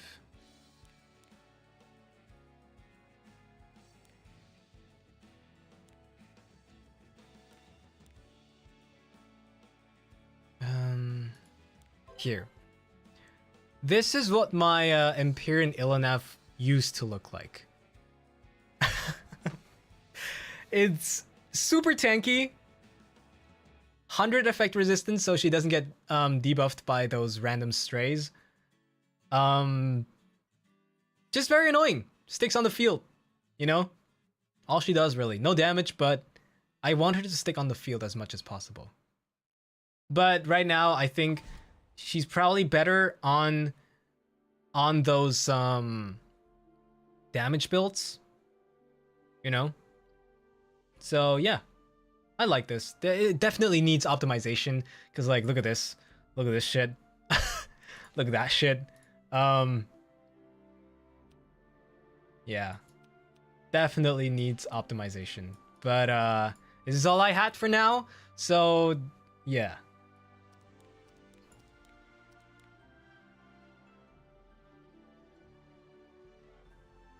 Why not counter in pen? Because I can't afford it. Because I can't afford it right now. It's okay. She gets to take some turns. If I had a maxed if I had another maxed Elbrus, I would probably use that on her. But yeah. Who are your recommended 3 and 4 stars? Okay. That's a good question. For all the free-to-plays out there. Let me show you. So we go to 3 and 4 stars. Let's include the Moonlights as well. Okay. So from here, nothing really for now. Arcades is probably the best 4-star free-to-play healer in the game. Okay? This is probably the best 4-star healer in the game. She has insane healing for a 4-star. And she can always spam this skill, her second skill, onto herself to decrease her healing cooldown. It's just really insane. Best 4-star healer in the game. And I would still I still use her over some other healers. What else is there? So I think I recommend you building a Katie's for sure.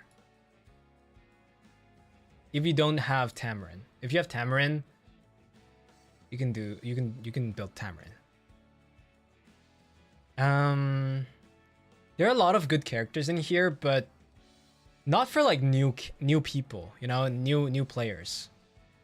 Like Sid is definitely one of the best Cleave characters in the game, like a premium Cleave character, but not for new players. Let me see.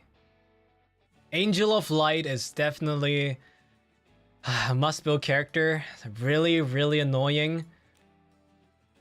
It's just really annoying. Disrupts the game a lot and keeps your team alive from debuffs and from damage. Really annoying character. Other than that, Moon Bunny Dominion, really good as well.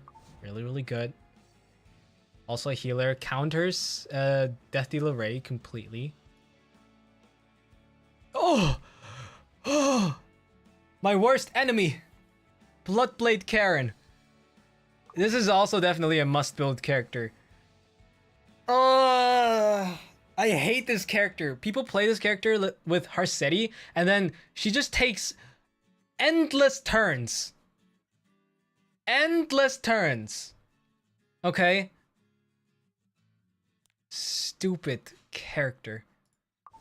Stupid character. But it's a must-build, unfortunately. Okay, I think that's it for the 4 stars. Oh shit. I think that's it for the 4 stars. For the 3 stars, let me see. Oh yeah, you gotta build Ross for sure. This guy's insane for PvE. But not this Ross specifically. But rather, where is he? Oh, here, this Ross. This Ross is so good for PvE. Probably the best knight in PvE. Yeah. Has a really useful kit.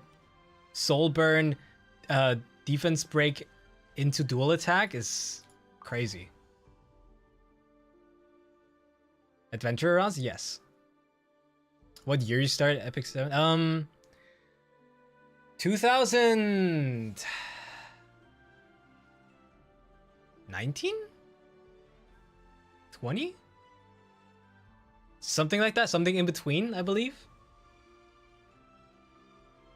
What other 3 stars would I recommend you to build? Amiki is really good, but probably too much investment. Montmorency for sure, Angelic Montmorency, right?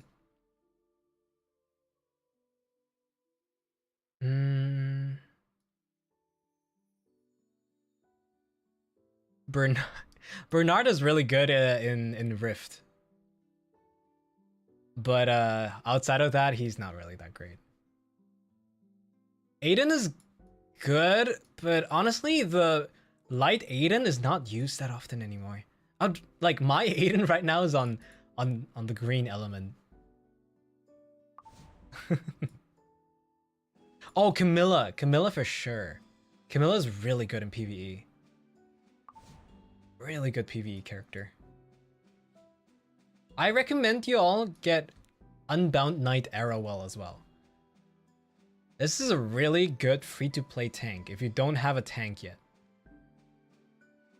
It's basically a worse, like it doesn't do the same thing, but it's like a worse a Tywin, I'd say.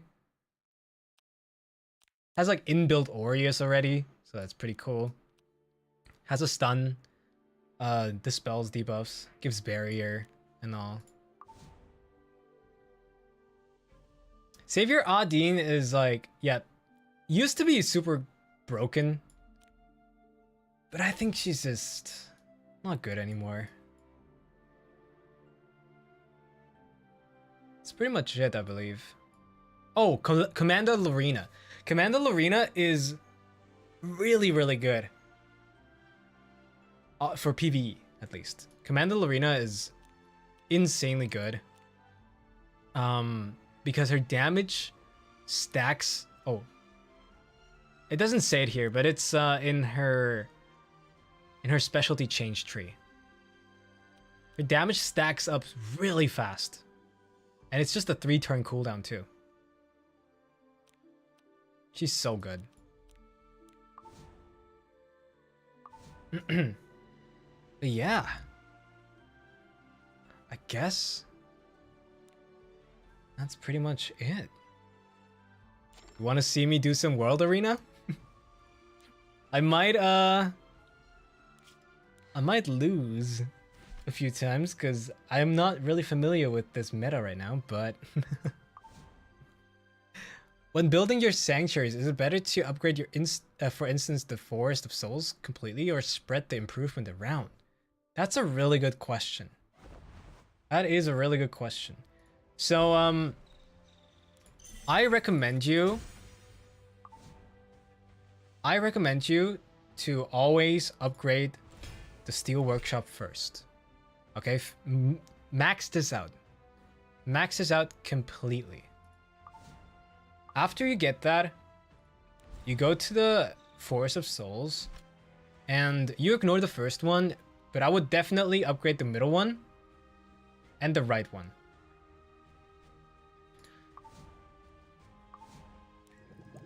And then you have to max out the Alchemist Steeple as well.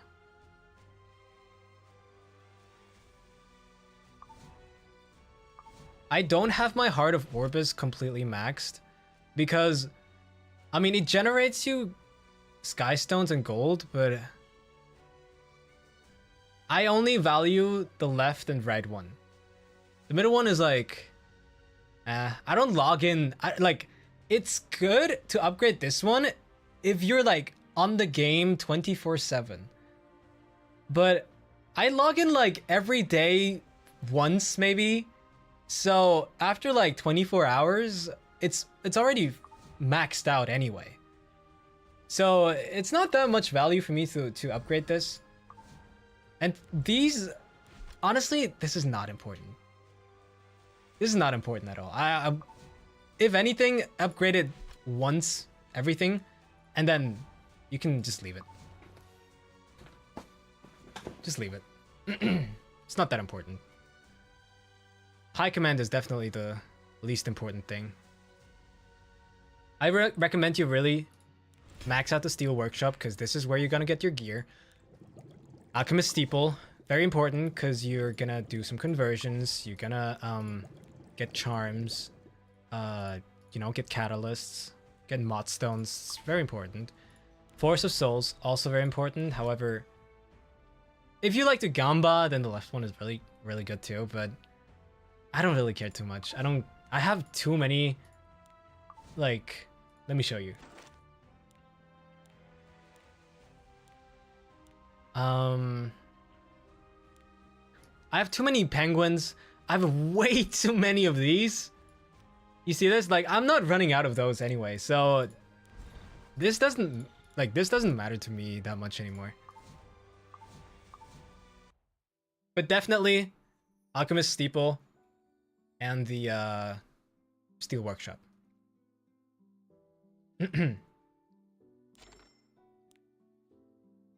Give us some penguins. It's okay. Once you farm enough adventure, you get a lot of stigma to get your penguins and all. Okay, let's go. Wild Arena. Haven't played in so long.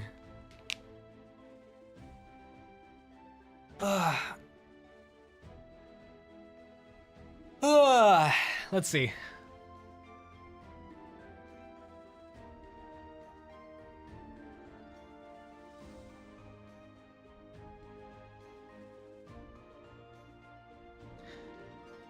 By the way, I don't use this like gaming overlay very often, but let me know what you think of it.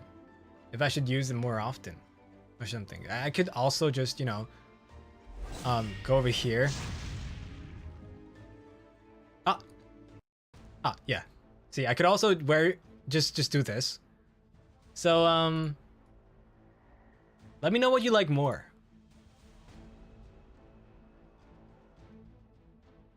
Okay, I'm gonna ban this. And I'm gonna ban this. Jacko DDR. That's interesting. Alright. Just gonna first pick a Taiwan.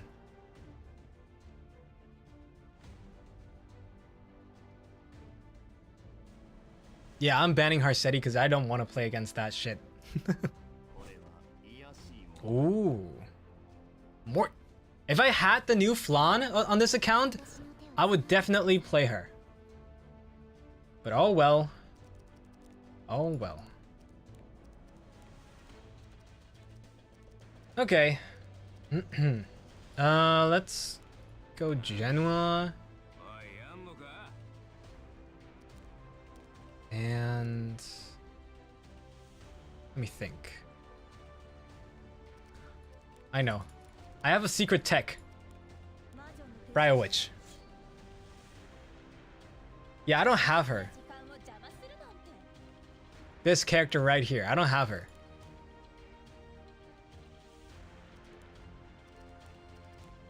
But it's okay. It is okay. I'll pick Knockwall into this. And then give me Lionheart.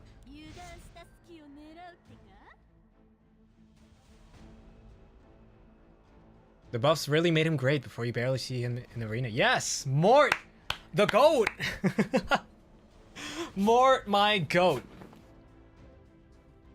I'm just gonna ban whatever is last here. I think he's going to ban a Taiwan. He's banning Knockwall. Okay. Interesting. Let's see. Let's see how this goes. Outspeed! Get fucked!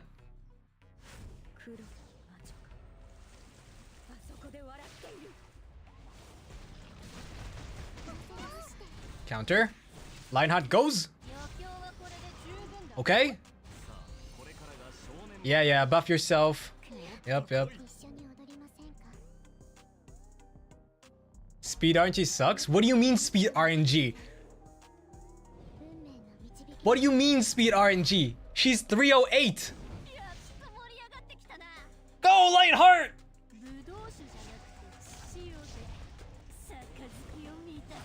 Ba-bam!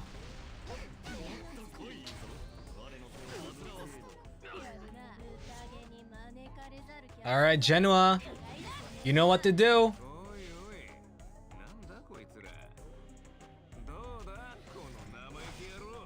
Let it rip!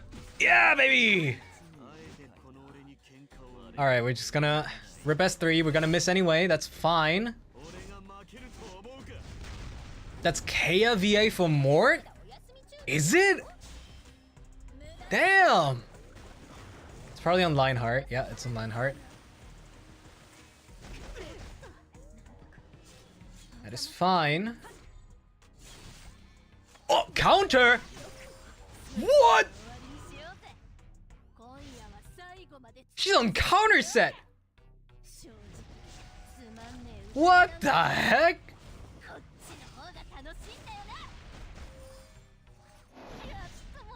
That's crazy.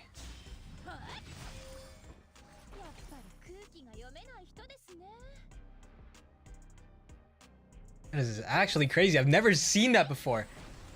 I have never seen that in my life.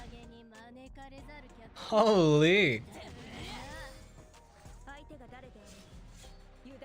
Here, you can counter my Bryceria. There you go.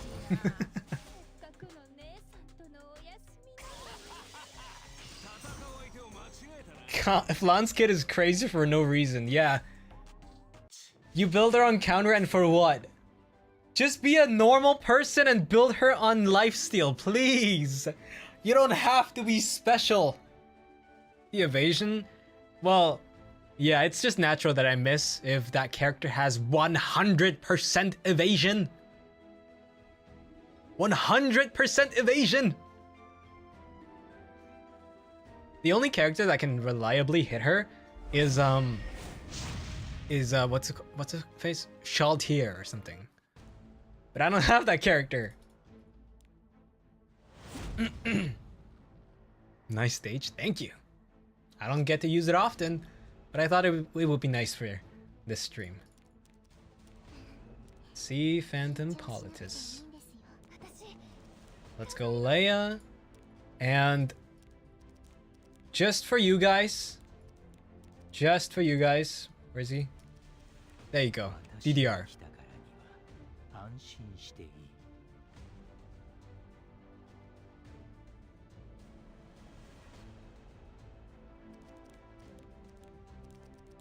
I can reliably pick Leia and DDR because they banned Ilanav and a Tywin.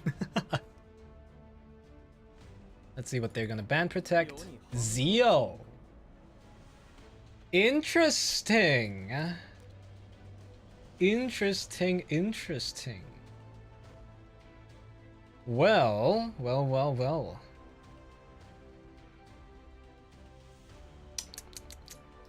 What do I pick here? I kinda wanna pick Knockwall into this because I have Guiding Light. So I'm just gonna ban this and then it's gonna be fine. We're gonna be A-okay. Since Ilanav is banned, this thing is gonna penetrate defense by a lot. I'm gonna go Navy Captain here, I believe. And maybe Karina last pick, we'll see. No one's using Emma Luna? Well, I can't play Emma Luna into Zio. Ooh, okay. Interesting.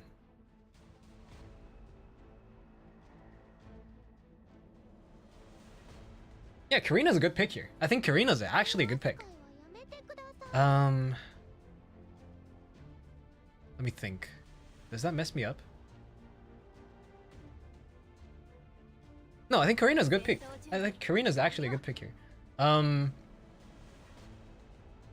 Yeah.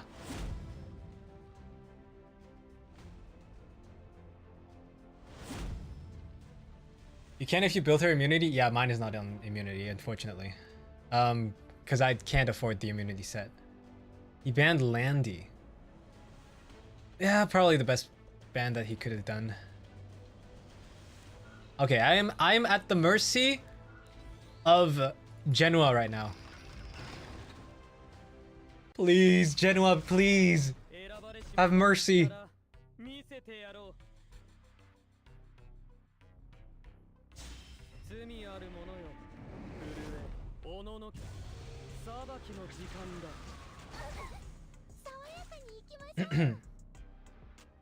On to Karina.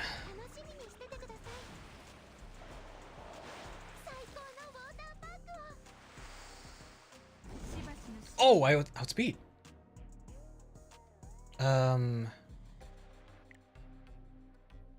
Please don't resist. Don't resist. Genoa, you don't resist this. You don't resist. There you go. Go fuck yourself. Bam.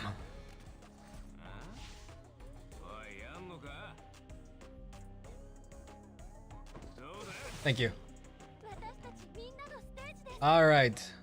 Let's go. Let's rip it.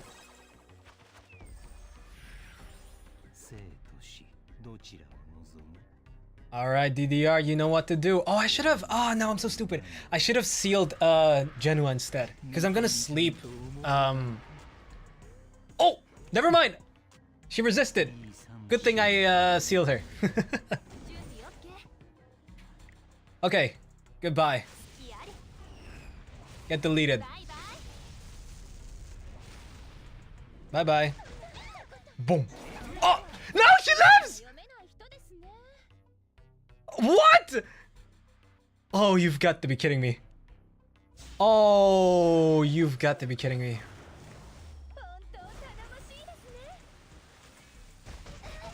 She's not tank! Don't say that! She's not tanky! Oh, okay. I can seal Genoa here.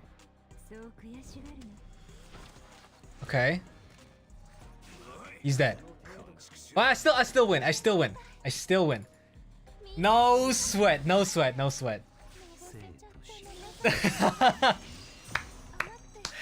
Okay. That was scary. How did she live? Hello? Did my rocket punch not proc? My rocket punch is only 75%. It might not have proc. It might have not proc.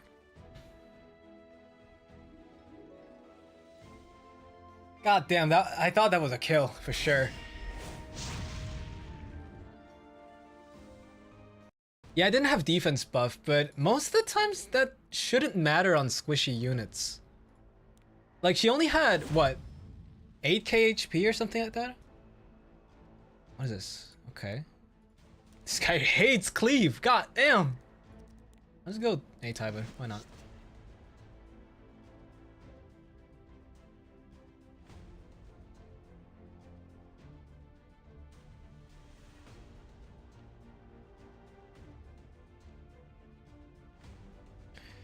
Okay, Troublemaker Crozet. Oh, interesting.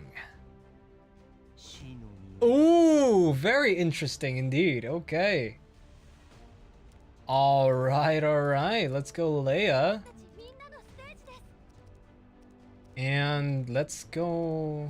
Why not Knockwall?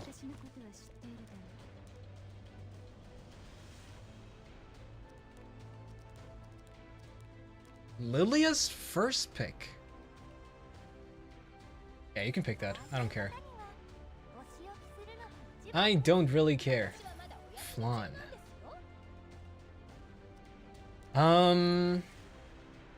Karina's not a play here. She's gonna get CC'd. I'm thinking.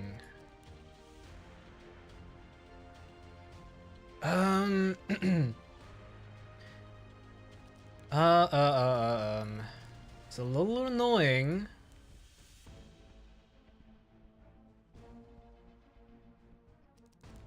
What do I pick here? That's kinda ass. Okay, you know what? I'll just ban DDR. Right?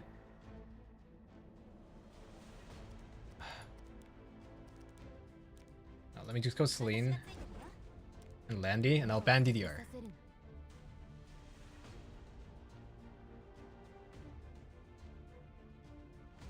And that was kind of a that was kind of panic. Brother. Ooh. Okay, she's banning Landy. Ooh. No. Oh, that's a loss. Is it?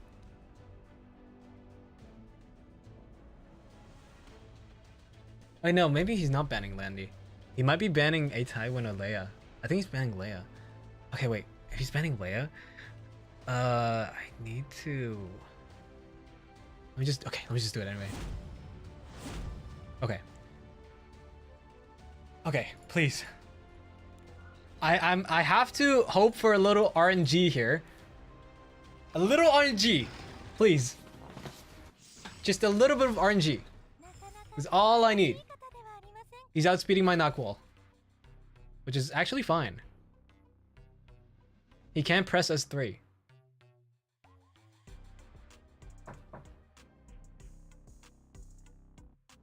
He's thinking. Okay.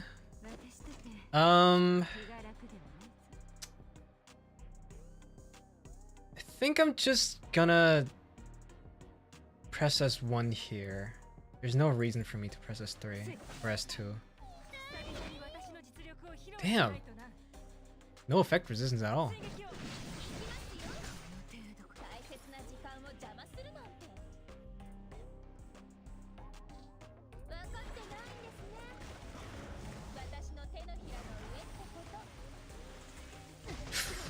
Oh, she always crits. I forgot. Oh my god, I'm so stupid. Ah, this character is so broken. Oh my goodness. Jesus Christ. Oh, that's a loss. I forgot that character always crits. Oh my god. Ah, that was really bad. Kill? I missed. Okay. Ah, that was really bad. Yeah, Robbie too. I know. I knew that one though. I was ready to deal with it. Oh no. That was bad. Landy was definitely not the pick there. Celine was also not the pick. To be honest, let me think. What should I have picked there? What should I have picked? Oh, what? He's in gold? The heck?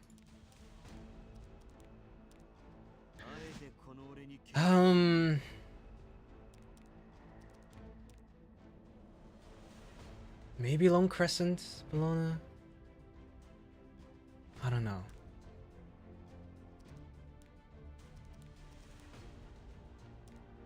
I could have picked New Moon Luna earlier, I believe.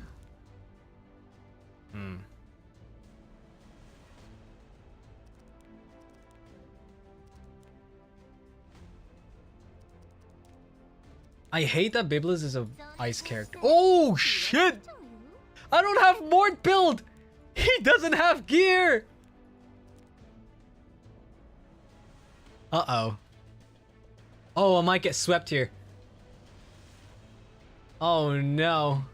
Oh no.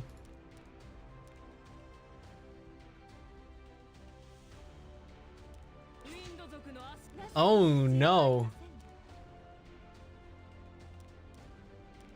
Wait a second.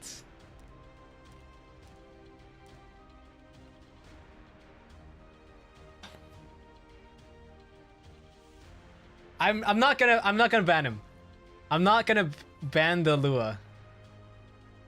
I might ban. Okay.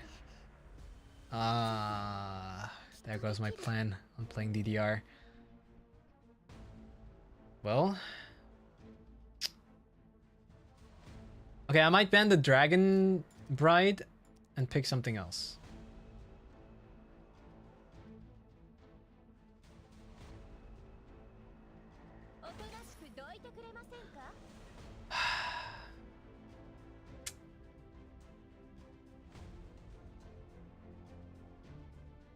God.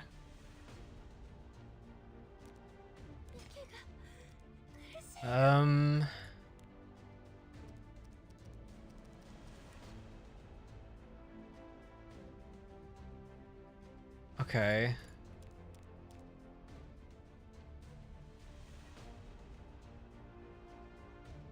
Look, let me show you. Let me show you. I'm gonna pick Rylet into this, and let me show you how Rylet plays on my side, okay?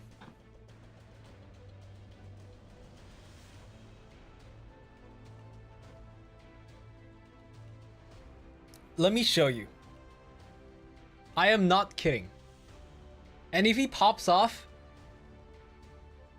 then that's only because you're watching.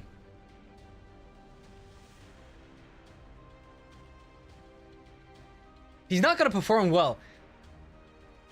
Yeah, left, right, let's oh! Oh! Damn! Well, alright, I have to let that through. Alright, let's go. Let's go gambling. Is it gold? Yeah, this guy's gold. That's why we could only ban one character.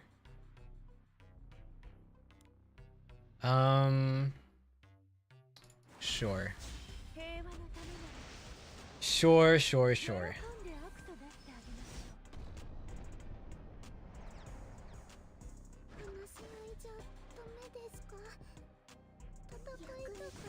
Alright, he presses S3.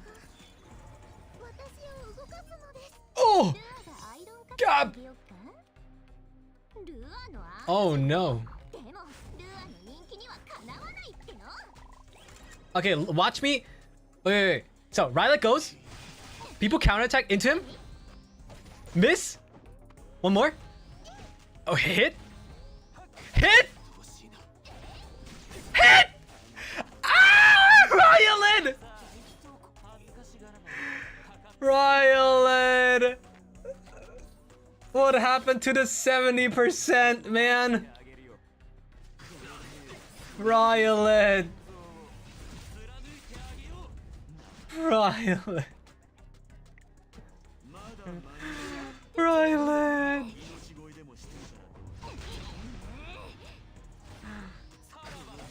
Rylet.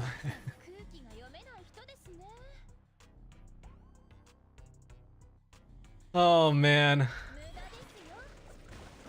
I thought I could be cheeky. Like Rylet goes, people counterattack into him, and then it fills up his bar, and he goes with his S3, right? God damn, that's a lot of damage. Okay, I'm gonna kill her and then just dip.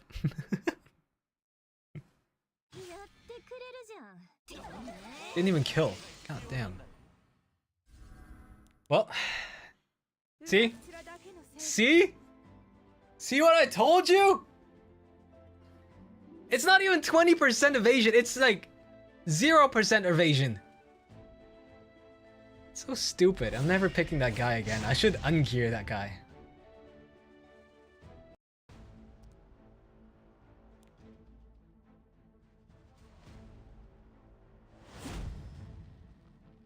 Alright, New Moon Luna ban. Wow. Yeah, mods ban Rylet.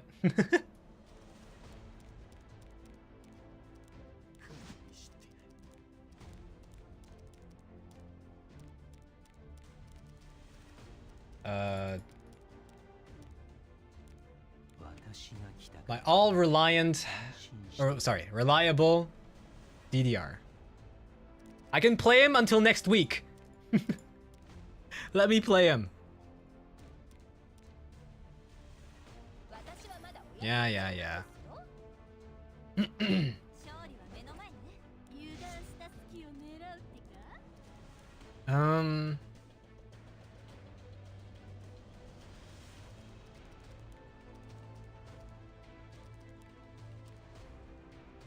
Okay, that Celine is kind of annoying. That's fine.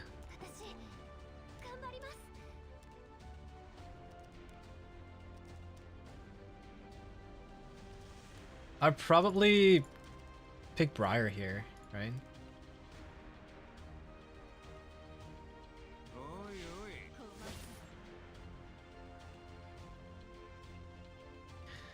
Yeah, I go Briar. And I ban... I can leave the Illinaf. I think my only problem right now might be the Genoa. I'll go Genoa.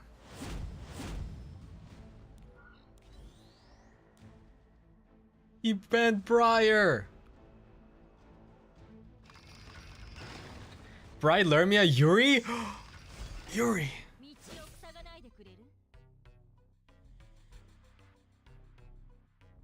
No, I just recently changed my freaking...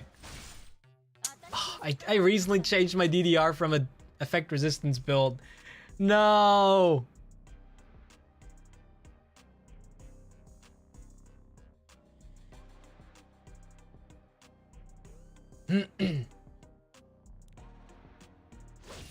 Oh, he's resetting a Tywin.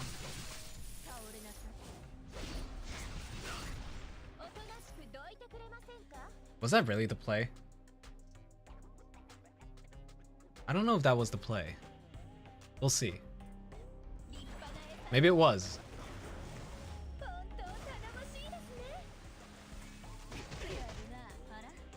What? She has... Okay, whatever. I guess she's dead.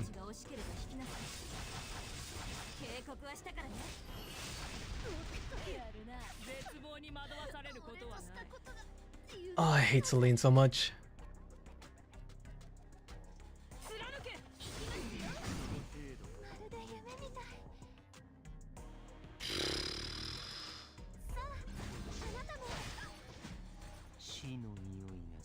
Okay, I have to hope that it goes into Taiwan or Leia. Come on, please, please. Go into Taiwan or Leia. Okay. Alright.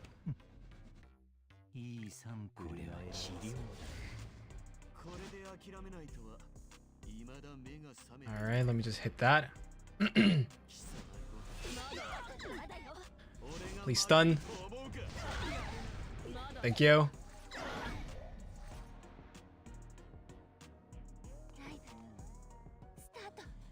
I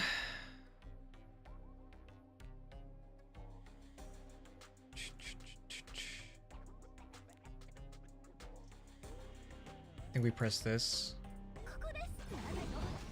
Nice.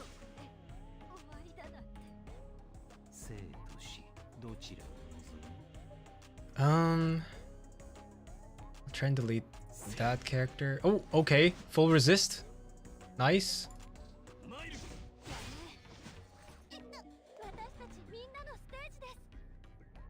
Here.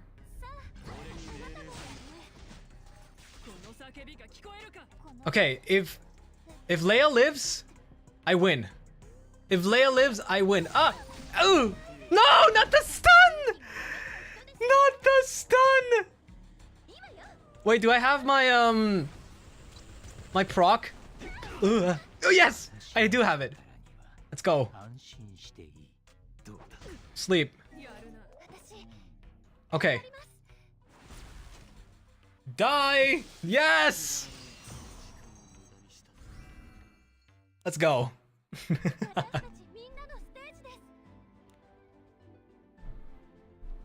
It's okay. The enemy was distracted with Lionheart Shermia too much. They really wanted to separate the Yuri.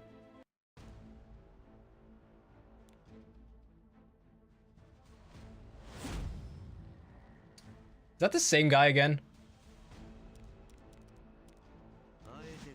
Is that the same guy? New Moon Luna and Sea Phantom Politis.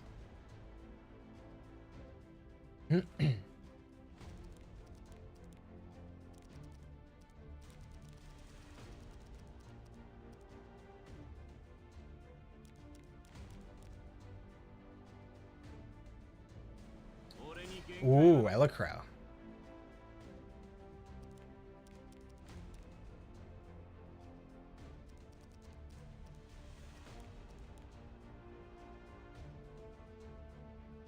Tragic Yuri. Freya. No, Frida. Frida. I don't have that character. I thought she was arena only.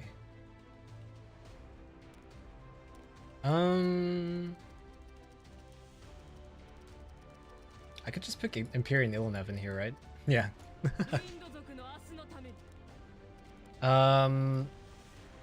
It's probably gonna be DDR Lionheart last pick. Or Navy Captain, depending on what he picks here. But for sure it's gonna be DDR. Yeah, okay.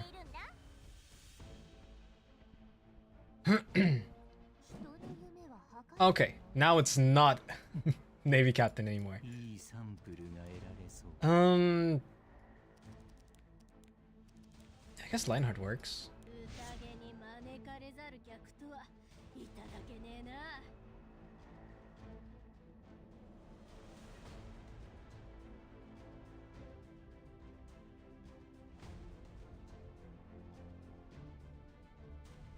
I'm probably not gonna play for too long though, because this was actually supposed to be just an educational video or stream. So I'll probably like play one more. Oh, is it the same guy? I don't know. No, I think the other guy didn't have the skin. I think I'm just gonna ban Frida. Oh wait, that's fine. This is educational? You think? Oh shit.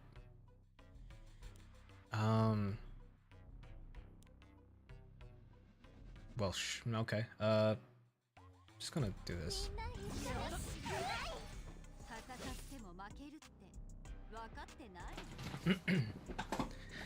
No need for me to push up because it wouldn't have mattered anyway.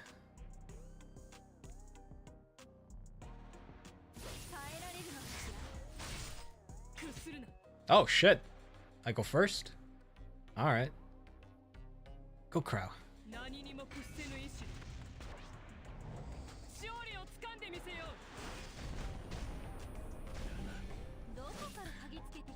Already cutting his damage by quite a lot.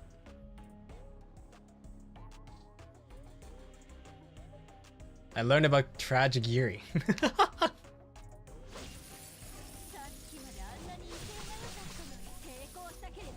Okay, resetting a Tywin.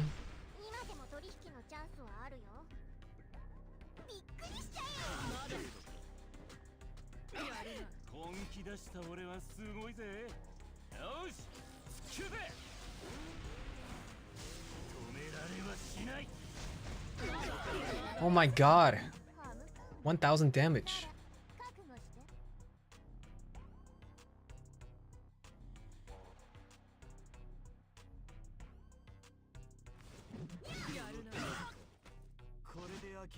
Alright, we're gonna hit this. Proof of Valor. Hit this. And hit it again.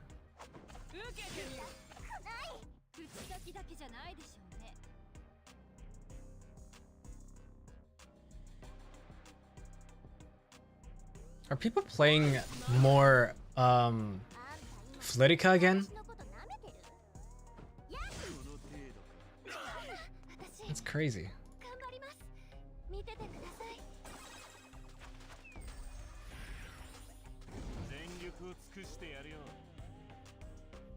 What does the new crowd do now? Decreasing skill? Oh! Decreasing skill cooldown by 1 turn. Okay. Interesting. I'll just break this.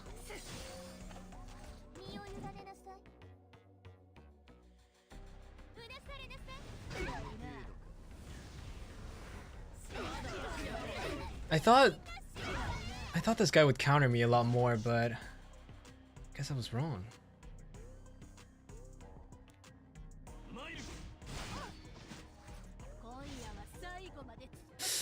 Yeah, it's looking kinda doomed.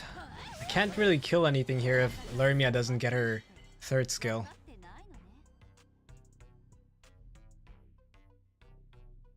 And Shu's getting the turn next. Yeah, it looks like an FF angle.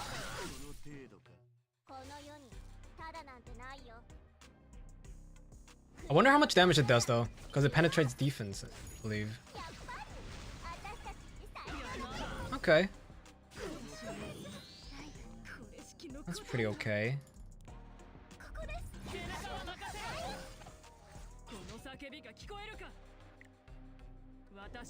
Let's go again.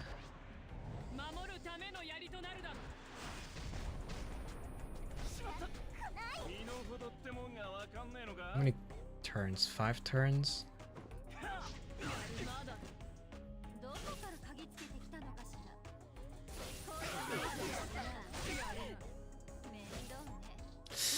Yeah, no. I don't think it's gonna work. Is my Leia gonna do enough damage? I don't think she's gonna do enough damage because of the injury.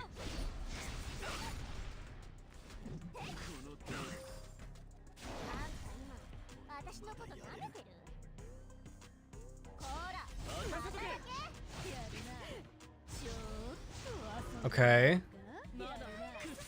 But they got full skill nullifier. I guess I could kill something. But I don't think it's gonna matter.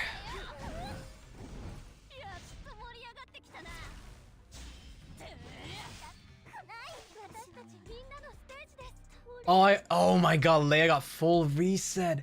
Wait, that's actually crazy. Politica heart counters Leia.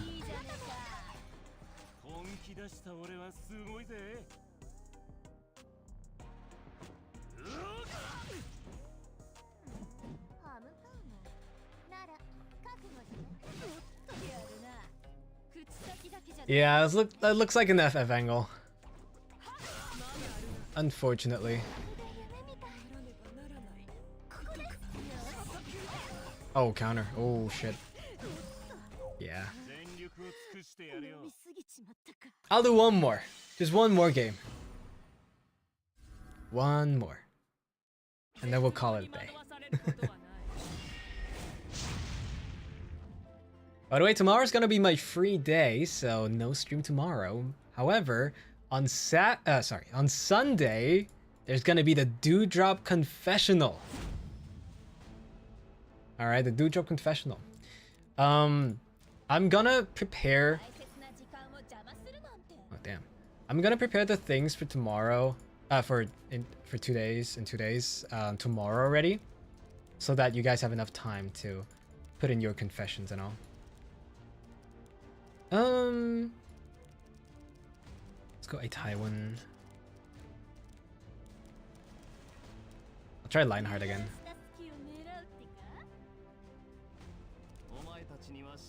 Definitely picking Knockwall into this. Oh, really? Oh, shit. Oh, wait, wait, oh, sorry. Today's Thursday. I'm so sorry. Tomorrow's Friday. So stupid. I thought today's I thought today is Friday. Oopsie. No, you're right. You're right. You're definitely right.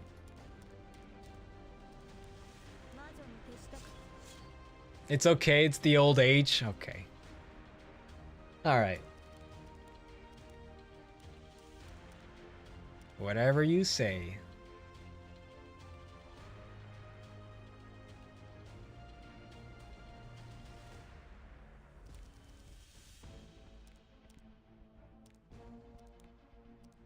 Let me see.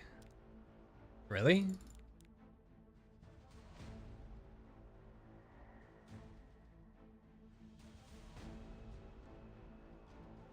What is a good character into this? I'm thinking right now.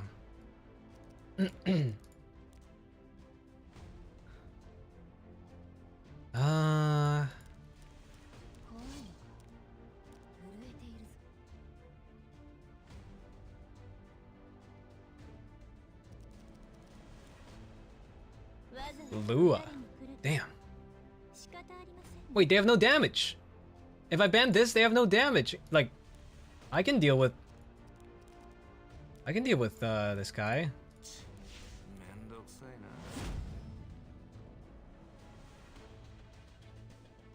Wait a second.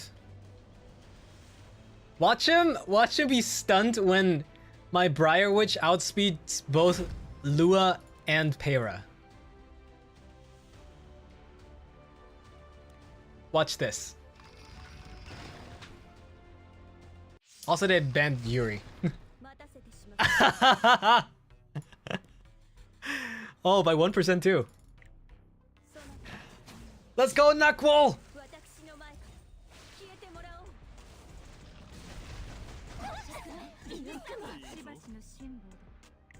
Let's go!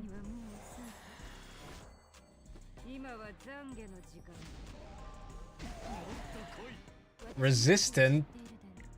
Oh god, okay. Just do this.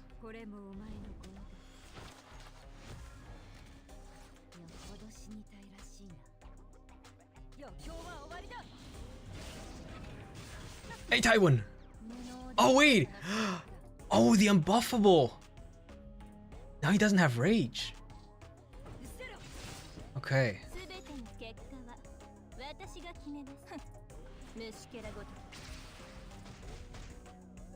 Okay.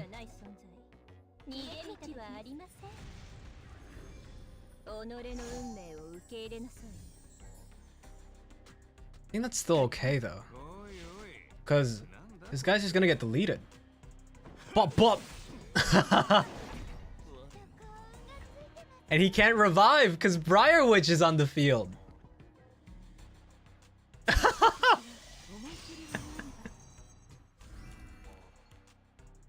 Easy. Easy peasy lemon squeezy. What was he thinking picking these two? He was like, oh shit, oh no. If I only pick one opener, he's just gonna ban it and then outspeed me. Well, where's your damage, brother? Anyway, I think that's it. I'm probably gonna do my dailies later. I also have to make the waiting room. But yeah, good thing you reminded me. Holy shit, tomorrow's gonna be Pokemon BDSD. BDSP, sorry. Can we get a Rift team, please? Sure. Sure you can. Of course you can. This is my Rift team. Bernard. Next to Ray, probably the best healer in for this. I see people use Rana, but I don't like using Rana here because the healing is not enough sometimes. I have Mui here just because I don't have Wukong. If I had Wukong, this would be Wukong for sure. And then I have Landy because she has AoEs and Green Aiden. They're not build anymore because I'm not doing Rift anymore for a while. But yeah, pretty much what you'll need is a lot of AoE damage. To stack that one debuff. Where is it? Here, Sever. You wanna stack those debuffs. When suffering an attack that targets all allies, increases damage suffered. So you need a lot of AoE damage. And Wukong is like the best character for this. Can you show your knock wall? Yeah, I can.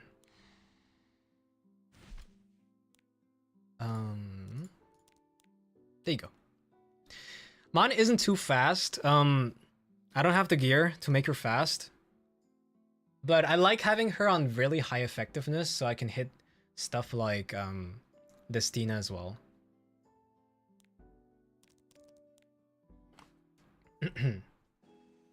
But even with 170, it's sometimes not enough. 273 is pretty good.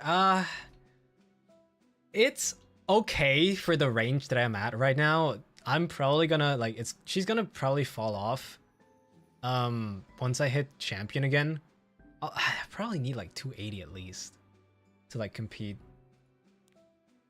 Who's your fastest unit right now? It's Briarwitch with 305. Sorry, 305 with this thing maxed. It would be 307. 307. I wish this was an attack ring right here, but this is as good as it gets. Look at this chest. 25 speed. Slow? Yeah, kind of slow. You're right. Kind of slow.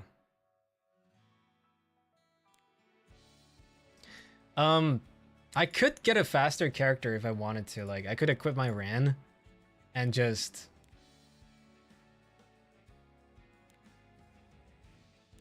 do this, and he would be 316 speed. But yeah. I heard you could recall. Oh, what the fuck? I heard you could recall this artifact, but I don't know when that's due.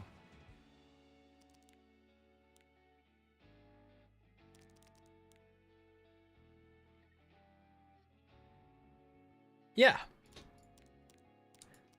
Anyway, I'm just gonna give you a quick rundown on all my characters if you want to take a screenshot or something. Some characters are not geared anymore or the gear is outdated.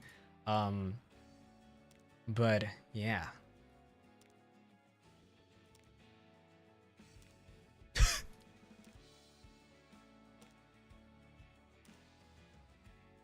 This is gonna be the whole catalog.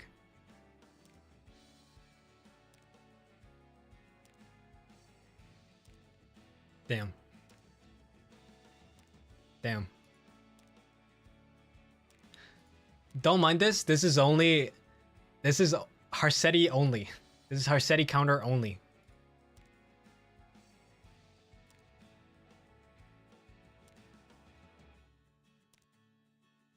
Wait, how fast is my Luna? 279? That's also too slow.